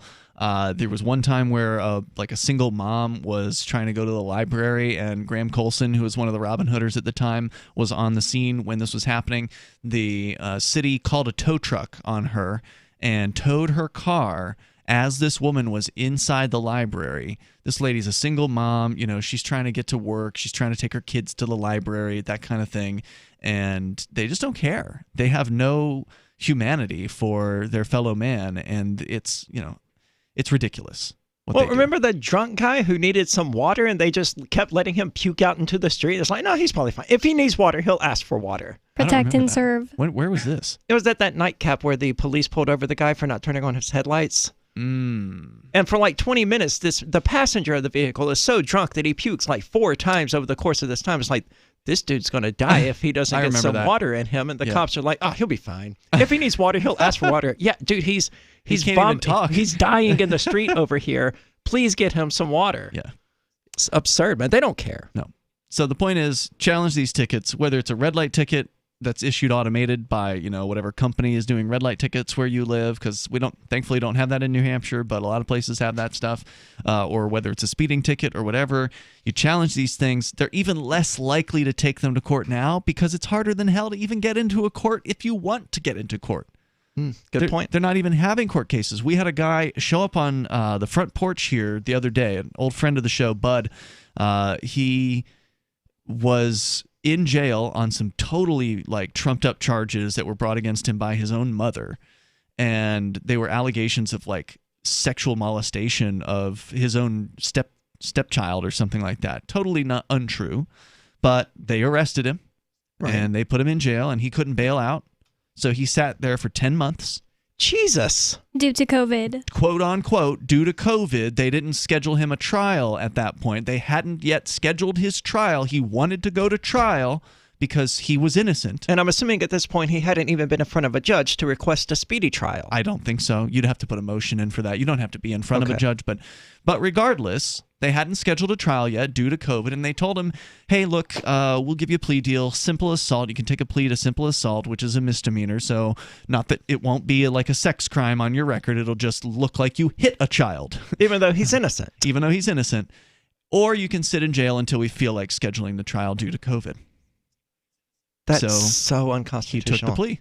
I mean, in that situation, how can you not? They're not even offering you a light at the end of the tunnel. Right. They're not saying, oh, look, you can do 15 to 20 years, or you can take this plea deal and get out today. Yeah.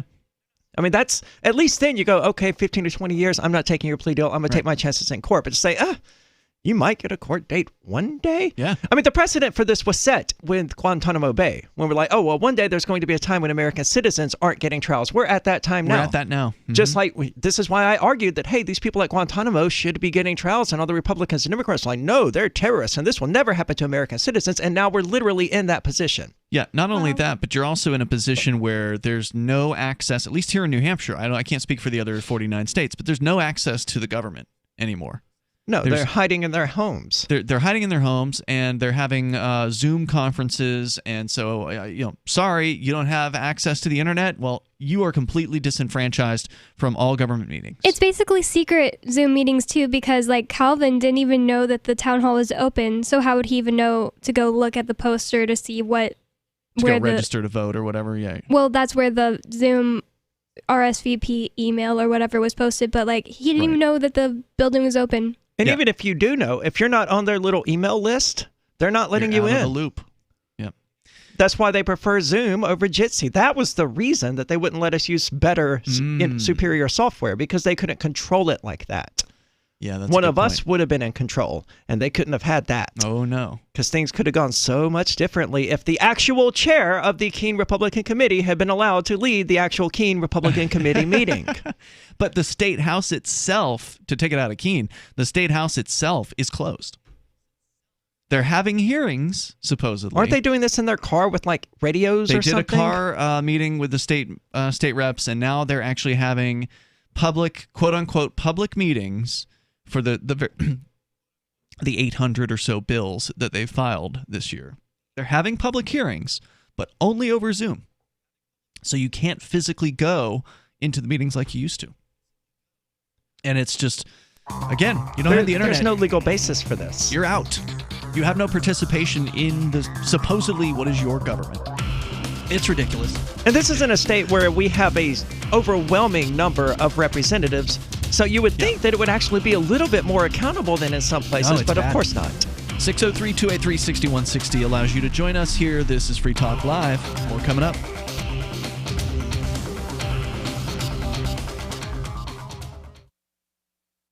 On Free Talk Live, we're bringing people to the ideas of liberty every day. From wrestling superstars like Glenn Jacobs. You guys really are having an impact, I believe. Like I said, a lot of where I am now is due to listening to Free Talk Live. You changed my mind on some very important issues years ago. To random people tuning in on the radio. I was kind of stuck in the left-right paradigm. I heard your show by chance on a Saturday night.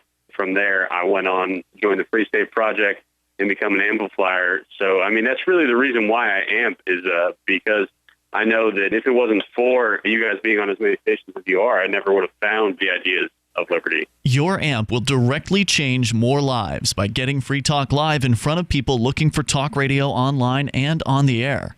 When you amp Free Talk Live, you get perks like access to the AMP-only Facebook group and AMP podcast. Visit amp.freetalklive.com. Want to accept Bitcoin at your online store? There's a good chance you already have what you need: a WordPress using WooCommerce and a Bitcoin address. Now all you need to start taking Bitcoin payments on your website is the AnyPay app on your Android or iPhone. Just paste your Bitcoin address into AnyPay, then connect it to your website with our one-click plugin for WordPress. Now your website takes Bitcoin, start to finish in 15 minutes or less with no complicated steps. Download AnyPay from the App Store today. So you've heard all 3 hours of the latest episode of Free Talk Live, and you're still hungry for liberty-oriented audio content? Did you know that we have another 24/7 audio stream at LRN.FM? The Liberty Radio Network airs the latest episodes of some of the best liberty-oriented podcasts on the internet around the clock. In addition to recorded content, you'll also hear live shows like Free Talk Live, originating from our Keene, New Hampshire studio. So listen anytime at LRN.FM. That's LRN.FM. I'm grateful to have heard from some of our satellite listeners recently. I appreciate knowing that people are out there who like what we do and are willing to support it financially. LRN.FM's free-to-air satellite feeds blanket most of 2 continents. It was my goal to put our channel there so people without internet could receive our programs and feed pirate radio stations. We started a fundraiser on Patreon a few years ago to back the satellite channels. I recently announced that I was considering canceling the feeds, and donations increased from 15 to 20% of our costs, which are around $1,000 per month. That's a good start, and to incentivize more contributions, the Shire Free Church will be matching every dollar. Can we reach $500 per month? With your help, we can. You can join our satellite fundraiser for just $2 a month at fund.lrn.fm. If we raise enough to keep both of the channels on the air, awesome. If we raise more, I'll add more channels. If not, we can shut them down and go internet only. It's up to you. Thank you for your support. fund.lrn.fm. If you want to know the latest about Free Talk Live before we go on the air, all you need to decide is how you want it delivered. It's your choice. Visit news.freetalklive.com to receive our usually weekly news updates by email. Plus, we have a Twitter account at twitter.freetalklive.com, and you can follow us on the decentralized Mastodon platform at toot.freetalklive.com. So please follow us at toot.freetalklive.com and sign up for our emails at news.freetalklive.com. My name is Jacob Hornberger. I'm president of the Future of Freedom Foundation, which Congressman Ron Paul awarded for having an outstanding freedom website. Write us at fff@fff.org, and we'll send you a free 3-month subscription to our monthly journal of libertarian essays and our booklet, Economic Liberty in the Constitution, which George Mason University economics professor Walter Williams praised in a recent column. That's fff@fff.org. Got Telegram? You can follow our channel there and discuss show prep with other listeners at telegram.freetalklive.com.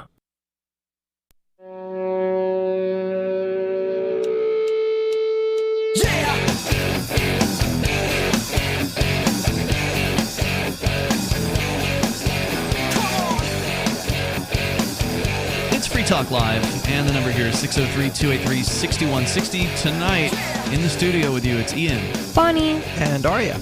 And so don't forget to check out our website, freetalklive.com. We've got a Matrix chat server there. You can interact with other Free Talk Live listeners over at chat.freetalklive.com. That's actually the instructions page. It'll take you to a website that'll give you step-by-step instructions on how to actually get on the Matrix server. You do need to follow them carefully. It's a simple process, but some people might find it difficult. But it seems like it's working. There's a lot of people in there, and they're there 24 hours a day. You joined it within the last few weeks. I did. You've been having fun, I think. I ignore it most of the time, but that's because, all they want to do is complain about me or you. Well, I mean, they complain about all kinds of things. Yeah, except Mark. They love Mark. They don't like each other, usually. But it's fun to watch sometimes. So check it out over at chat.freetalklive.com. As we continue here, let's go to your phone calls and thoughts. We're talking about fighting tickets, standing up for yourself in court and demanding your day in court, even for something as simple as a parking ticket, something most people just dismiss and cut a check for and call it a day. We say, you know what, just paying these thugs enables them. It encourages them. And so if they knew that people were less likely to pay and more likely to challenge and then ultimately refuse to pay on top of that, like if you get found guilty, just keep refusing to pay them. And then what are they going to do? Well, in New Hampshire, they'll throw you in jail, but first, they'd rather have you do community service. And we've actually got a nice setup here now to where if you get, so for instance, Joe from Breaking the Flaw, you mentioned him earlier, Bonnie. He got arrested or got charged with something in some New Hampshire town, and nobody informed him that the Shire Free Church can certify community service hours. Oh. So we can actually give him community service hours for doing First Amendment audits. Isn't that sweet? Oh, I love New Hampshire. Yeah, we can do that here. Is doing First Amendment audits what got him in trouble? I think so. That's awesome. Yeah. So that led to the ticket. I don't remember exactly what the ticket was for, but as long as you're serving the community by the determination of the Shire Free Church, and we have a nonprofit that's registered with the state of New Hampshire, you have to have one of those. Otherwise, you can't certify anything. But we've got that, and we've had that for almost a decade. At this point, and we have certified other people's community service, so it's not like it's something we haven't done before. So these are some of the benefits of getting together with like-minded, freedom-loving activists, where you can actually. If I accepted community service instead of going to jail, I could, in theory, just give Bitcoin 101 presentations or something like that. Yeah, I would absolutely certify that. Yep. God, New Hampshire is great, man. People need to get here. Yeah, they really do. If you love liberty, at least. If you don't love liberty, then just stay right where you are. Meanwhile, we go to David in New Mexico. You're on Free Talk Live. Yeah, challenging tickets. Like, top this one until somebody calls in. I'm going to claim the record. So I flew by this manned speed van in Albuquerque one day years ago, and I looked in my rearview mirror and I saw the strobe, the flash go off. And so I slammed on my brakes and stopped like 100, 200 yards in front of the van and walked back and made the cops stare at me walking towards him for that 100, 200 yards it took me to walk back to him.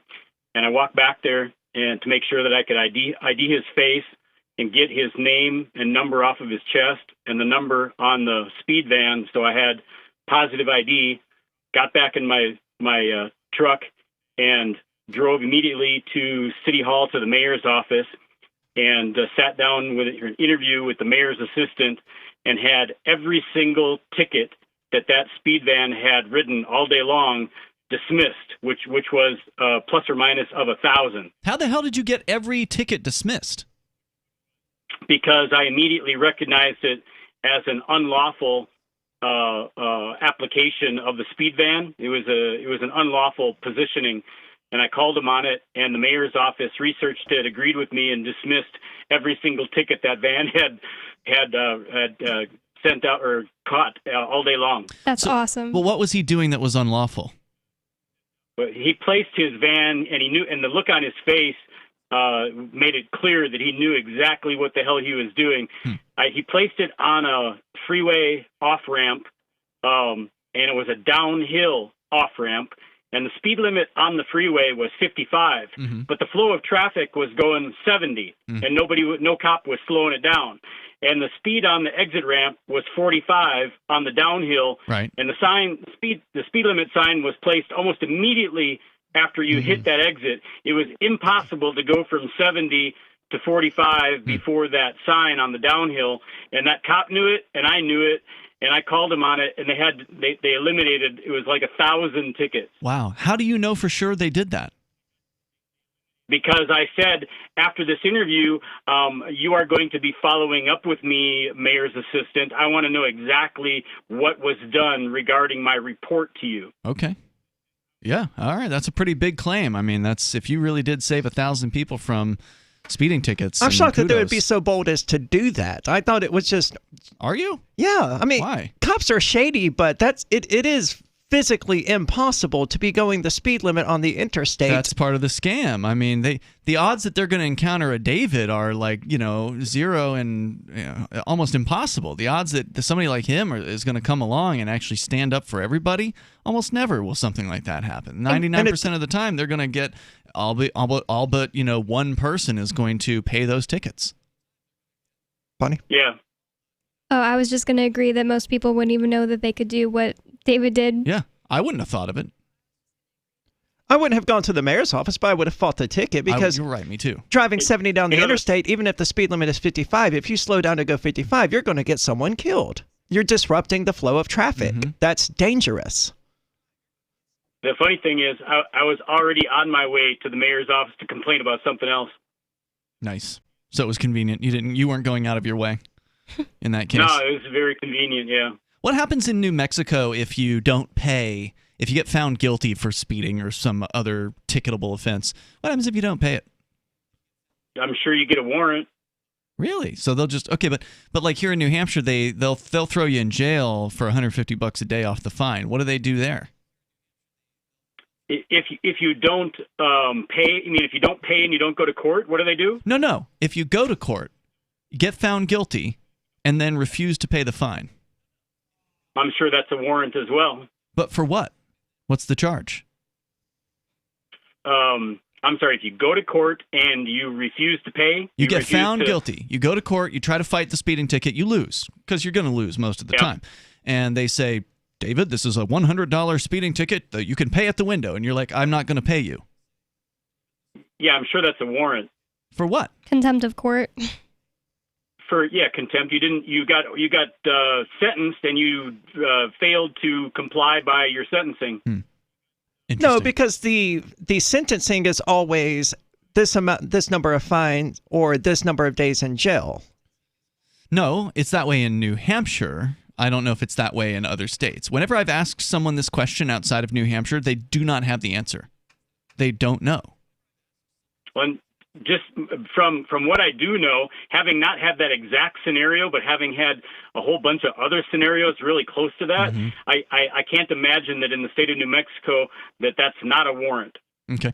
David, thanks for the call tonight. I appreciate it. In theory, a warrant wouldn't be necessary. Well, you're standing right there. Yeah, they don't have to find you. You're just like, I'm not going to pay this. I'd rather go to jail instead. What are you going to do? And I imagine in most places that would infuriate the judge so much that he's going to slap you with like 90 days in jail or something like that. I mean, is that contempt of court to say that you won't pay the fine? I guess instead they could try say it that saying, way. I can't pay this fine, perhaps. Yeah. I can't pay this fine, and I'm not going to take on the financial burden of attempting to, maybe. In which case, they offer you community service instead, and you'd have to have some other excuse for why you can't do that.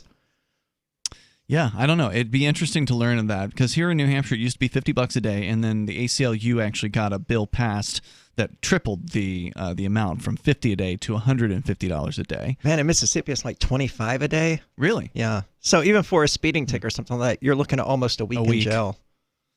All right, so check out Aria DiMezzo. You're going to post that video on your YouTube channel of what happened tonight when we started the show out, and your website, ariadimezzo.com.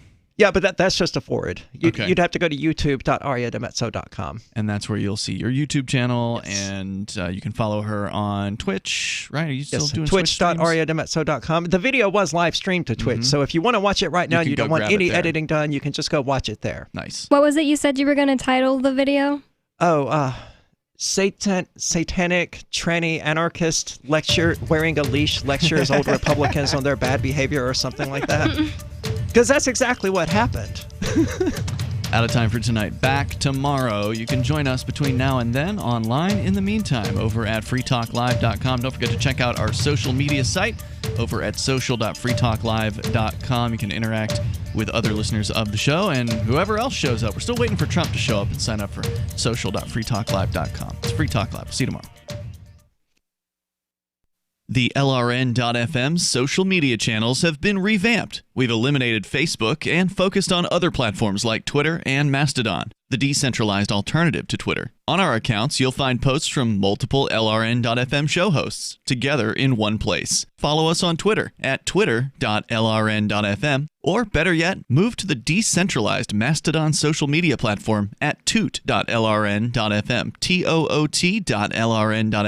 I think you'll like it. Having taken her father's throne, Sarah Calhoun has fallen out with one of her best allies, and her brother Nathaniel heads into Imperial Philadelphia with a reckless plan. Her uncle Thomas, armed with new powers and new allies, aims to remove Sarah from her throne and from the world of the living. To survive, and to gain the strength she needs to fight an impossible war, Sarah must unite the Mound Builder Kings to enact an ancient rite that will propel her beyond mortality. Servant Daughter by T.J. Butler is the newest entry in the Dragon Award-winning Witchy War series from Baen Books at BaenBooks.com.